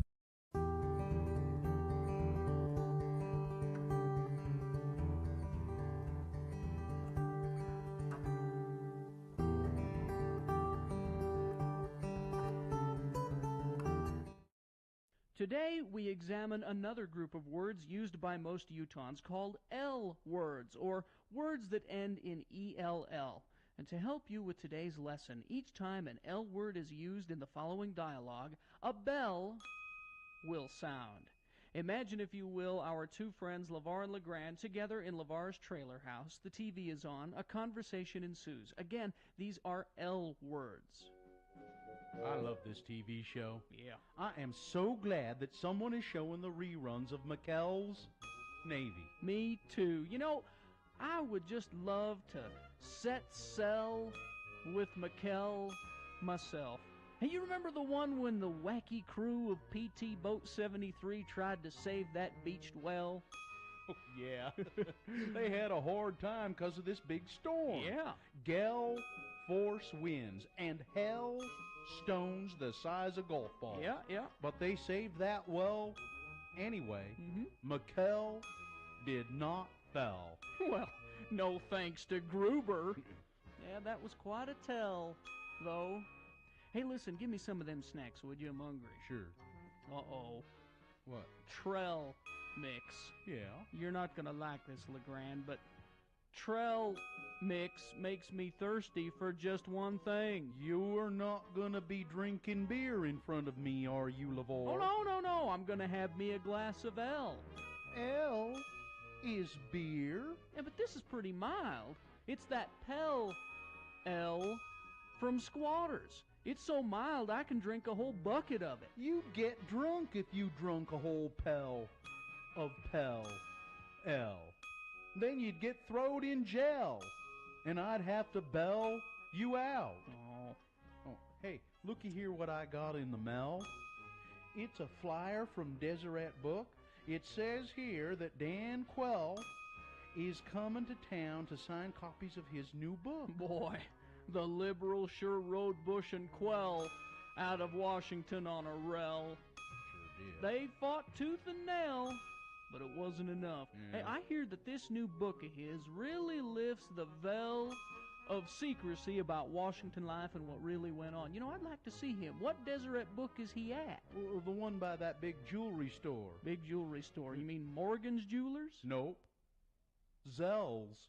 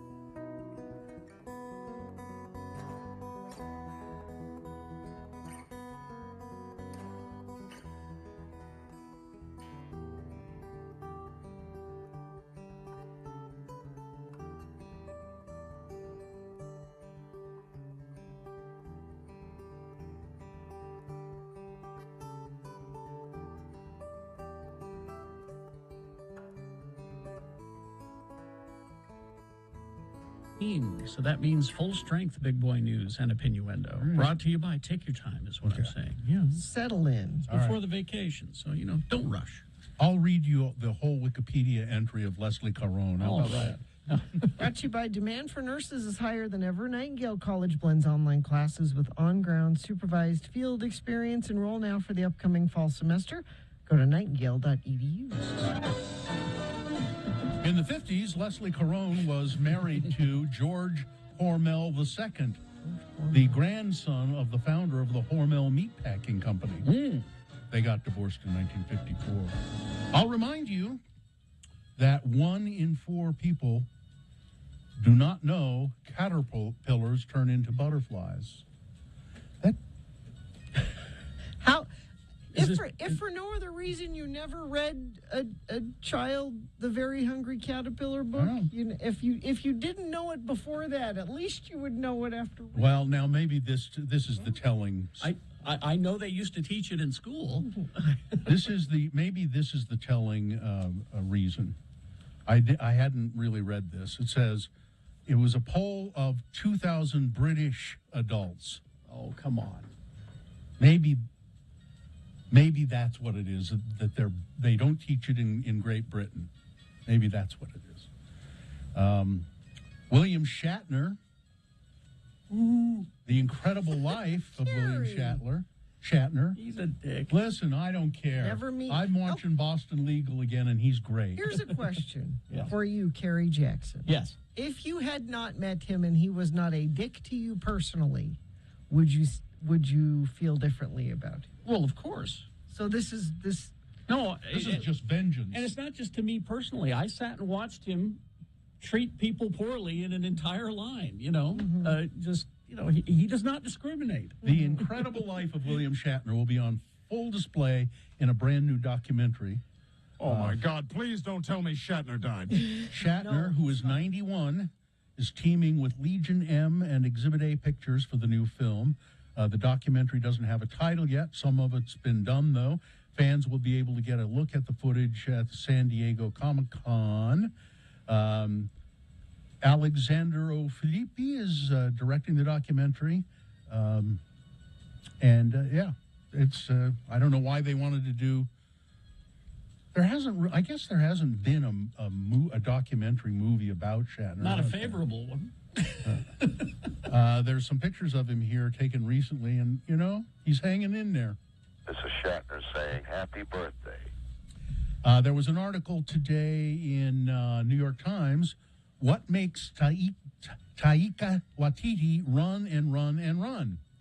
The Thor Love and Thunder director can't say no, apparently. It can't say no to starring in Our Flag Means Death, making a soccer movie, writing a Star Wars idea, adapting Roald Dahl book, for starters. If he stepped back and considered all of his projects, he says, I'd probably have a panic attack.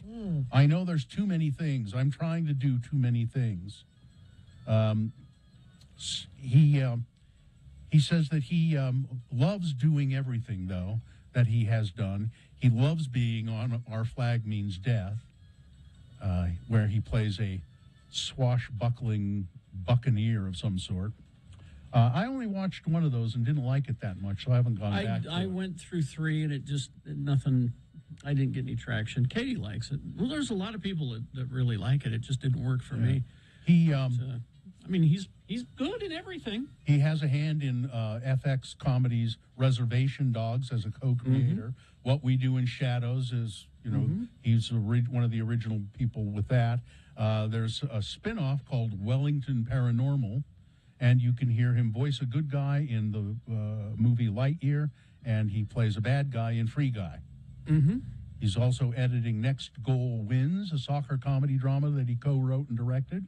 He's writing a new Star Wars movie for Lucasfilm, a Time Bandit series for Apple TV, and preparing 2 Roald Dahl projects for Netflix, and adapting a graphic novel by Alejandro Jodorowsky and Morbius for a feature film. Holy mackerel. Busy dude. Yeah, and he picks interesting projects, too. I like that. And he was Hitler. Yeah, and Jojo Rabbit. Jojo Rabbit. I was just trying to find. Which was great, by the way. So he directed it too, didn't he? He directed Jojo yes. Rabbit. Yeah. We interviewed him at Sundance years ago. I don't recall. Before he was a thing, and I was just going through my pictures to see if I can find a photo of when we. Yeah. Brett in the chat room points out, yes, he gave us Hulk butt, and now he's giving us Thor butt. Anticipation for Cardi B's second studio album continues to grow. Oh, I know. In this room it is. Well, she's dropped the first single. It's called Hot S. Well, Cardi, but they're not not going S. to be able to play that on the radio. Well, yeah, they will, because it features Kanye West and, even better, Lil Durk. This is Cardi's first new song since Up debuted at number 2 on the Billboard charts in February of 2021. Go, Cardi B, go. I guess some people like her a lot. Mike Mills, REM. 63-year-old. If you guys could just do it a little more, you were almost. We didn't rehearse. Yeah, I'm sorry. You want to try it again? Let's see. No, I'm not feeling it now. Okay, all right. It's the moment. I'm not your dancing monkey. 63-year-old bass player for REM has put his Los Angeles home on the market. $6.5 million. It's one of 2 properties with direct views to the Hollywood Bowl. Boasts the listing for the 3,952 square foot property, which looks directly into the Hollywood Bowl. It's also impressively close to the iconic Hollywood sign. It's very close to the Griffith Observatory and SoFi Stadium. And yet it is secluded, it says. A secluded 4-bedroom, 4-bathroom, single-family home. Let's get it. There it is. Yeah, 6.1 million. Oh, that's the deck. Huh? The Hollywood Nice. Bowl thing would be cool. You could just have a private concert Man. all the time. Utah leaders responding to the Supreme Court's ruling against the EPA and against the environment and against children. Let me guess, they're all in favor. Yeah, well, some are and some are not. Utah Attorney General Sean Reyes was among those who challenged the EPA's authority. Yep. He tweeted out the ruling through his official account. The reaction from Salt Lake City Mayor Erin Mendenhall, however, was a far cry from that of Sean Reyes. Yep. She said, "I am sickened again by the Supreme Court acting to undermine the well-being of American people. Carbon emissions affecting climate change is the most pressing global issue for governments to grapple with. This decision hurts us all today and our future even more." I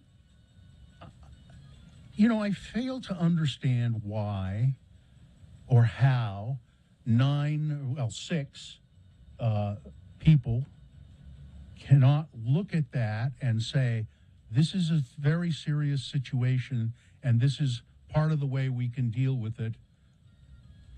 They seemingly have voted in a manner that they're saying, you know, we really want future generations to get sicker and sicker and the planet to get warmer and warmer. That's not That's how what we want. But that's not how they look at it. No. They look at it like the law. They're looking at a very, very narrow.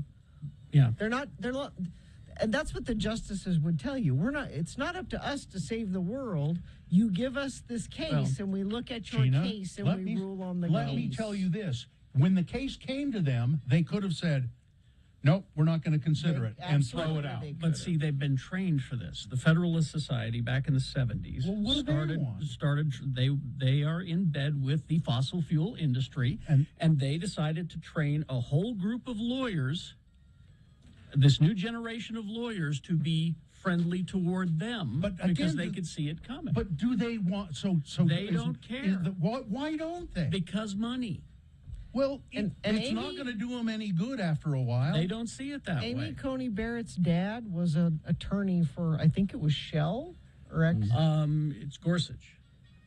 Gorsuch's mom was yes, the both of them. Gorsuch's mom was in the EPA and gutted it during Nixon. No, and Amy Coney Barrett's dad was a lawyer for either Shell or one of the big. This again, it's all part of the long game. They're patient. They'll play the game. We liberals are too impatient. We want it now. I just fail to understand. The money is not going to do them any good when there isn't any Earth anymore. They think that they can buy an island somewhere and they'll be safe. They're not thinking about you. Well, I'm going to be dead. It doesn't matter to me. Yeah, and what they did was they brought in the rubes. They said, what do the rubes care about? Oh, let's see, guns, abortion, illegal aliens. Let's bring them in, and we'll get their votes. 1 in 4 people don't know that caterpillars turn into butterflies. Exactly. And finally, this story, a nightmare turned into reality for an Ohio man who was alarmed to hear weird noises coming from his scrotum. I don't know that I want to hear The unidentified 72-year-old man who heard a hissing noise has been diagnosed as the first person in the world with a whistling scrotum, according to a case study published in the American Journal of Case Reports. The man, out of breath and with a swollen face, was rushed to his local emergency room complaining about his bizarre condition. An X-ray revealed that he had excessive amounts of air floating around in his body, causing his lungs to collapse. If left untreated, this could have permanently damaged his heart and lung function. Later, the primary source of the man's whistling sound from his scrotum was discovered to be an open wound on the left side of his scrotum, left over from a testicle surgery to reduce swelling 5 months earlier. Trapped air needed some place to escape, and it escaped from that not yet healed incision on the side of his scrotum. Hence, the man with they say this is the only case we have ever encountered with someone with a whistling scrotum. That's a good place to end the news. Sure. Yeah. Weather? So hot. And red flag warning, and don't light fireworks because everything is dry and you will burn the whole place down. So don't do that, please. We could be up to 100 by tomorrow. If you want to go to see fireworks, they're going to have some at the Bees game. They're playing the River Cats on Monday. If you desperately want fireworks, you can do that, but don't set them off in your neighborhood. River Cats. All right. Thank you very much. We'll take a break. We'll be back with Gia talking about the Quorum of Queens drag show. Stand by. You know that...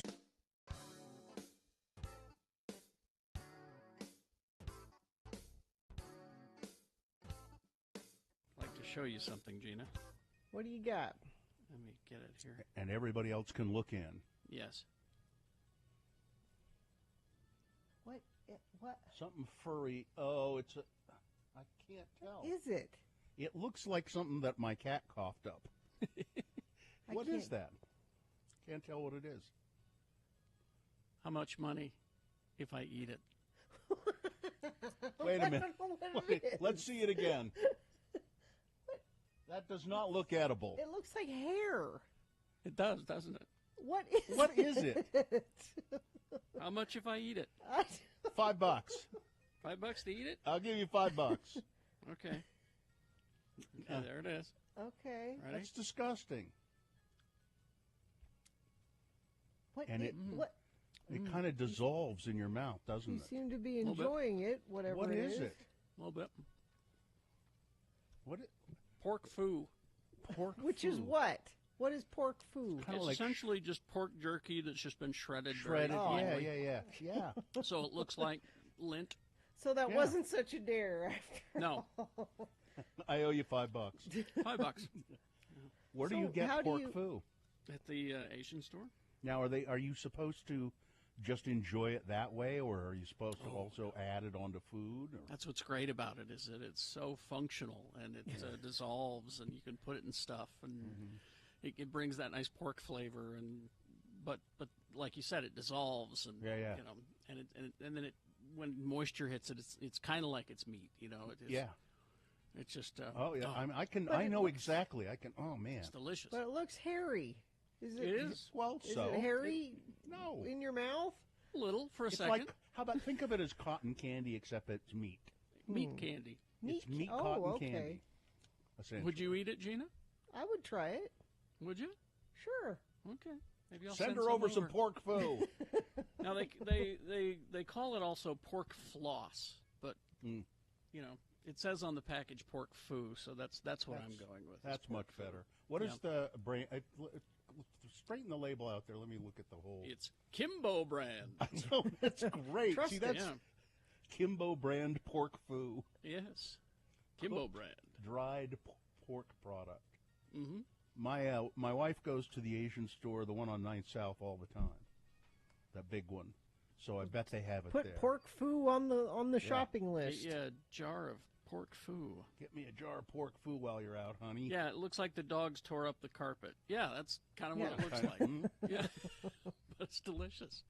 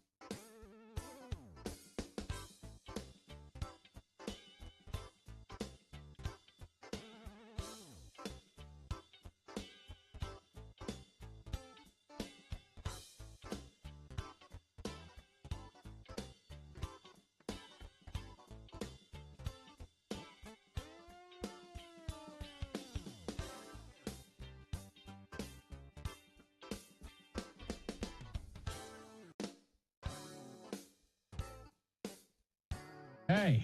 By the way, before that bit, Gina was heard to say to Stephen Colbert, I don't think I want to hear this. He didn't hear you, and he kept going. He just kept going. Just and like me. going. All right. Let's talk to Gia. Yes, we have a guest in the studio. Gia is with us. Good morning. Good morning. Good to be back. It's nice to see you again. It's been a while. It's been an age.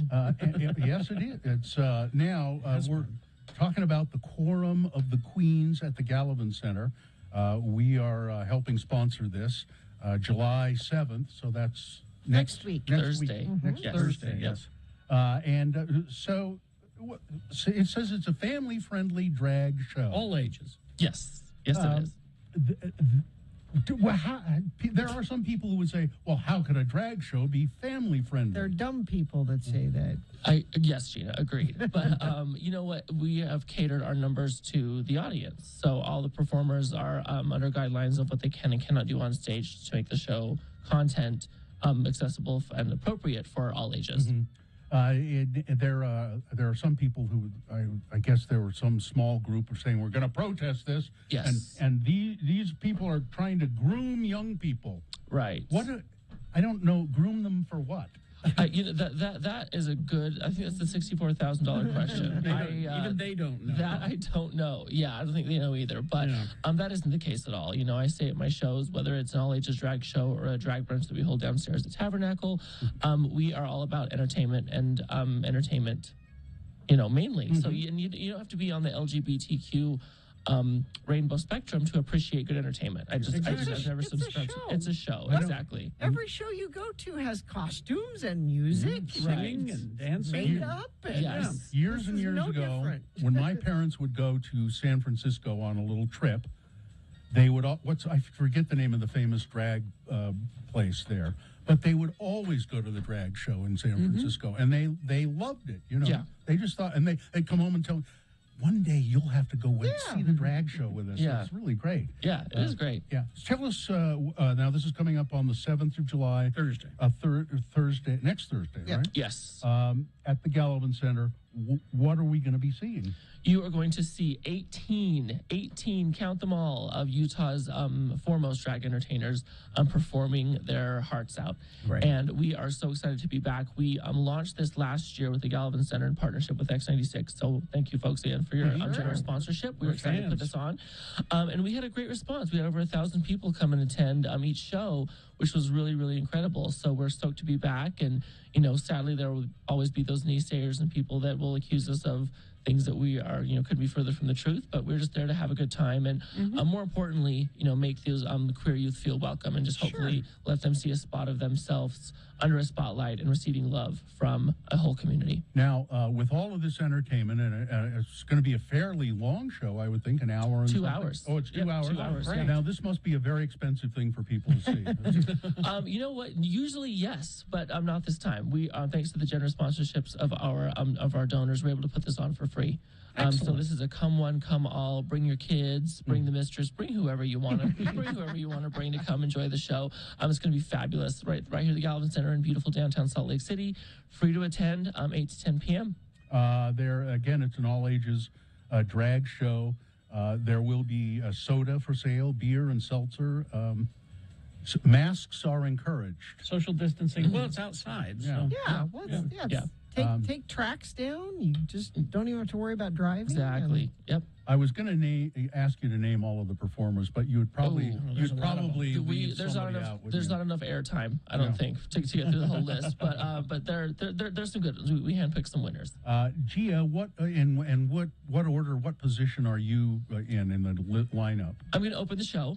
I'm going to bring back. Last year I did my famous Elsa illusion from Frozen. So we're gonna open the show with a little bit of a cool down. We're gonna hop over to Arendelle for a little bit, and then I'll take the microphone and spearhead the show from a host perspective, so we can just get through all these 18 performances. I've also got some guest speakers coming from local organizations such as Encircle and Equality Utah and Utah Pride Center to address our audience and just talk about our mission and further reiterate the fact that we are just there to entertain, but there are organizations out there that really benefit the queer youth community. And to show people there's nothing to be afraid of. No. Exactly. Yeah, the only thing that's scary to drag show is what goes on backstage, but that doesn't apply. All right, so Gia, thank you for coming by. Thanks for having me. At the Gallivan Center. It's a quorum of drag queens, family drag show, next Thursday. What time? 8 to 10 p.m. Starts at 8. Yep. 10. And if you can't make this show, there's a fall review in September. There is. September 22nd. We'll be back for round 2. All right. Cool. Thanks for stopping by. Thank you. It's always entertaining. Take Thank care. you, Gia. Cheers. All right. So we'll take a break. We'll be back. Join X96.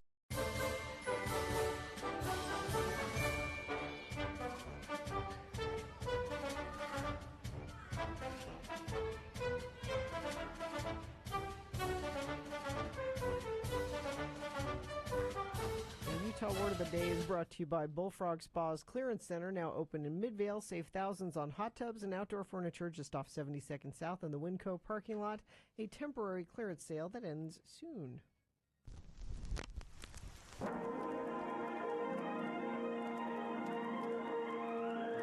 It's often said that people of Utah speak a language all their own. It's a language that's often confusing and even incomprehensible to newcomers here in the Beehive State. So, Radio from Hell presents a handy guide to help everyone understand how the natives speak. It's the Utah word of the day, and today's word is... Jillery. Jillery. Jillery. Jewelry.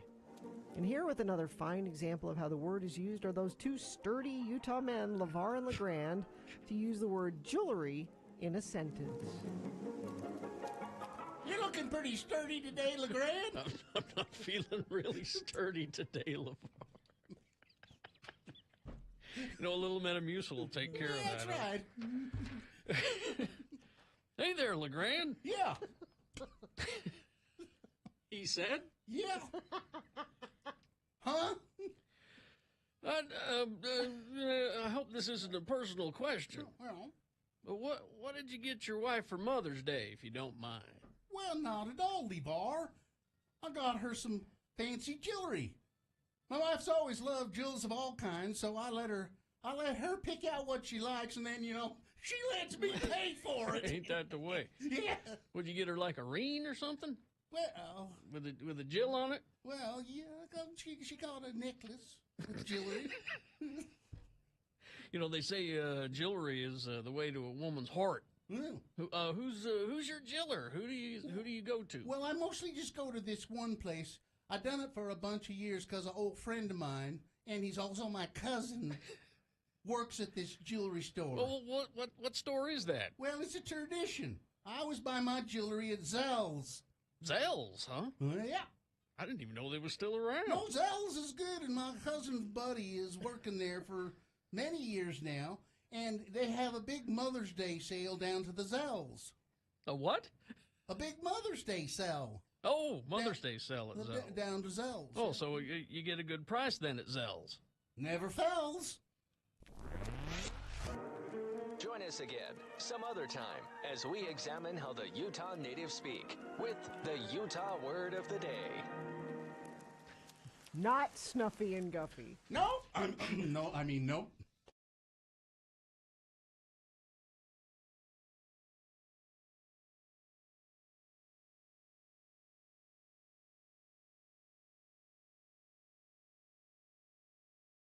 Norm. Spell it with me now. N-O-R-M. And now we'll use it in some dialogue as our two Utah men, LeVar and LeGrand. Today the boys are standing outside the ward house, chatting with a new ward member who has just moved in from out of state. Again, the word is Norm. Well, Brother Jensen, it's nice to have you in the ward. Where do you come from? Yeah, what ward was you in and where? I'm from a ward in Anaheim, California. Well, we kind of spotted you as a Californian. Yeah. You may have noticed that not many of our ward members wear Hawaiian shirts to church. Nor do many of the male members of this ward have pierced ears either, Elder Jensen. Yeah, I'm hip. I felt like the brother from another planet in there. Thank goodness I wore shoes. Well, why didn't you bring Mrs. Jensen and the little Jensens to church today? Maybe they haven't moved up here with you yet. Or if they are here, I hope they're not sick. Oh, no, I'm not married. Oh, a Californian and a bachelor too, huh? Hey, is Anaheim anywhere near San Francisco? No, it's not. Anaheim is the city that Disneyland is in. Oh, that's right. Disneyland. That's that big amusement park with Mickey Mouse and stuff, ain't it? We never been to Disneyland. We've been to Lagoon. That's an amusement park. It's good enough for us. You ain't gonna wear any of them mouse ears to church, are you? No, I don't think so. I don't imagine I'll be wearing this Hawaiian shirt again either. So, what did you do for a living down there in Anaheim? Well, I was and still am a tax accountant, and because you fellows have been so nice, I'd be happy to offer you some tax advice for free. I don't pay taxes. I don't have an income, so I don't pay no taxes. And I have a fellow that does my taxes, Norm. Oh, what's Norm's last name? Is he in this ward? I'd kind of like to meet him. No, his name's not Norm. His name's Evan. Evan Christiansen. Why did you think his name was Norm? You said your accountant's Norm. No, he said his accountant was Norm. It's a city near Provo, Utah. Orm! That's where the 7 guy is. Norm! Oh, sorry. Sure. We'll see you next Sunday, Brother Jensen. You should save that shirt you're wearing, too. I'm sure we'll have some kind of luau night in the cultural hall this spring sometime. Yeah, we all get a little crazy that night.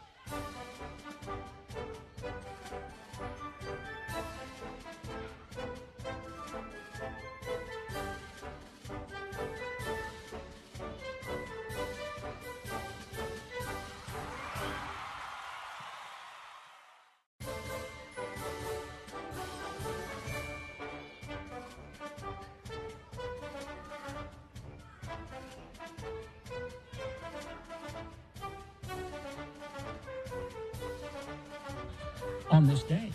In 1945, I don't know why I'm so surprised that Debbie Harry is 77. Wow.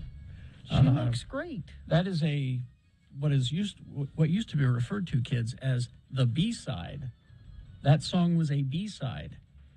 And I can't tell you what the A-side of the 45 was. Nobody Because I listened to the B-side song more than I did whatever the hit was supposed to be on the 45.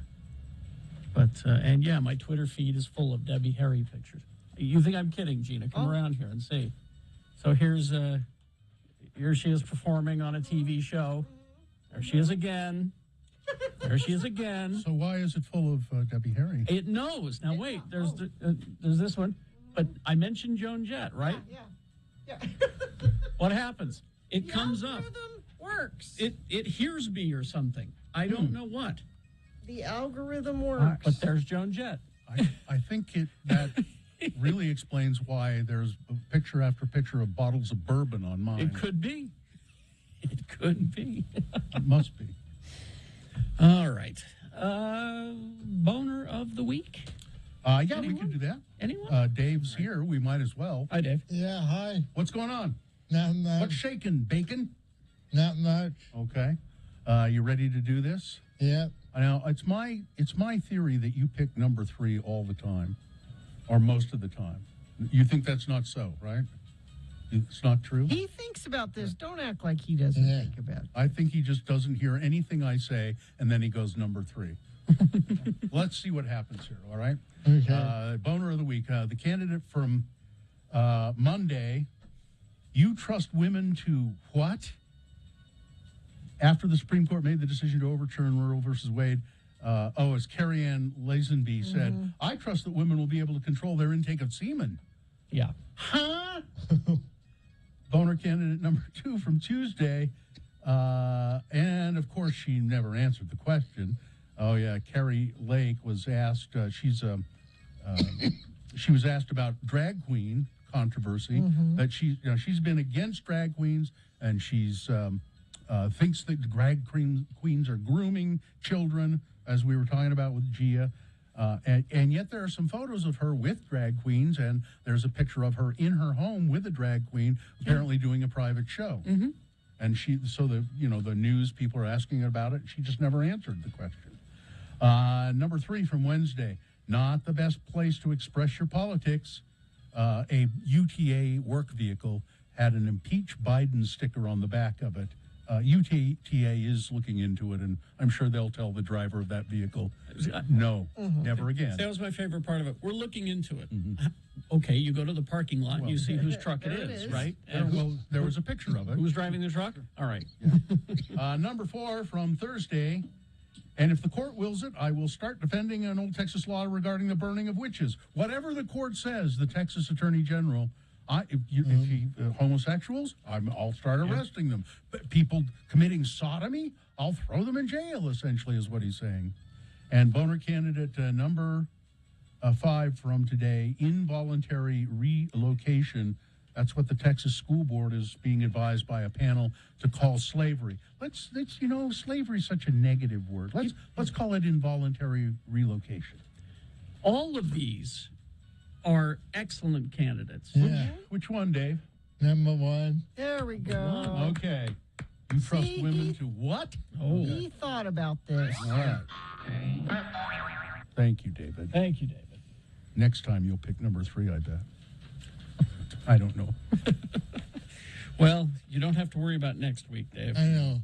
You're on vacation. Yeah. Oh, let me mention this once again, quickly. Yes. Wasatch Junior Roller Derby and the Beehive Skate Revolution joining forces to bring you a dazzling derby double header. It's family friendly on July 9th, 5:30 and 7:30. So 2 bouts. It's at the Derby Depot, 1415 South, 700 West in Salt Lake. Very special. They're doing a Schitt's Creek themed activity. What would that be? Well, it's the way the 2 teams are divided. You'll have to go see it. All right. There'll be a raffle and a lot of good skating. If you're interested in learning to play roller derby, there's a new session of they're offering a crash course starting. A crash course. Get it? Starting August 17th. If you want more information about the derby bout or the crash course, saltlakerollerderby.org. All right. Okay. Let's see. We got a minute or 2 here. About 3 minutes, actually. 3 or 4. That was my wife. Yes. Yeah. Is she? Oh, yeah. Yeah. Yes, she will be skating. Yes. Okay. And she's pretty good. And you'll be there cheering her on? I don't go to them very often. I have, but... You should support her and go. Well, but the reason I don't is that I don't like watching people crash into my wife. I'm not... You want to go beat them up in the parking lot? Hey! And I mean, it's pretty rough. There are bruises everywhere all the time. It's pretty rough stuff. I mean, they wear padding and all of that. Yeah. Still. That would be hard to watch. Yeah. It kind of bugs me. I got to go pick Muhammad up from BYU. Oh, yeah, that's right. He's been at BYU for a week. Has he enjoyed it? I don't know. You haven't talked to him at all? We texted a little bit. They don't. The BYU Honor Code does not allow them to call their parents. So I don't know what child I'm going to get back. We'll see. Maybe he converted. It's possible. He is rather, suggestible, malleable, isn't he? He's my most Catholic, though. Is he? Yeah. Well, he really likes all the. Yeah, he was an altar boy. He likes all of the hullabaloo and rigmarole, So I think he's least likely to be swayed. He likes that Catholic falderall. But I always wondered that when a couple times when I was a kid, the Mormon neighbor kids would say, you should come to Mormon camp with us. And my sister and I did a couple times. Yeah. And I was a little bit like, I wonder if I'm going to go to Mormon camp, if that's going to make me Mormon. No, you can go to BYU or Mormon camp or whatever and still be Catholic. It's okay. You can't go to BYU for very long without turning into a Mormon. No. they just turn you into one. It just happens. Yeah. You wake up one morning and go, yeah. What? It's like the body snatchers. Yeah. Yeah. What happened here? But I haven't seen him. So he did overnight backpacking camp for a week. Mm-hmm. He was home for 1 day, and then he went to BYU for tennis camp for a week. I'll pick him up today. He'll be home overnight tonight, and then tomorrow he's going with a friend to Bear Lake for 4 days. I haven't seen him in a month. Well, enjoy it. I haven't had to chase him around. I was going to say he hasn't had a valet for a month. No, is exactly. What you mean to say. You've gotten, I'll bet anything, you've gotten in some naps that you I wouldn't have. It's been lovely. Yeah. You go, who are you? Who are you? I don't recognize you. All right. So once again, we're off all next week, and I'm not making any guarantees about the 11th right now. Yeah, I don't know. I have no idea. All right. Extras starting at noon today. Oh, is it today? Yeah. That's right. Okay. So Marcy will start to play. So be listening all weekend, and by all weekend we mean like through Monday, through the whole holiday. You could hear 2, sometimes 3 songs from one artist. And I understand that the library has been activated here. Really? Well, which means the deeper cuts, apparently. So, all right. I think we're good. We got all business taken care of. Fine job as always, Katie. Thank you. Live long and prosper, bitches. Don't you know who I am? Take care, everybody. Marcy is next.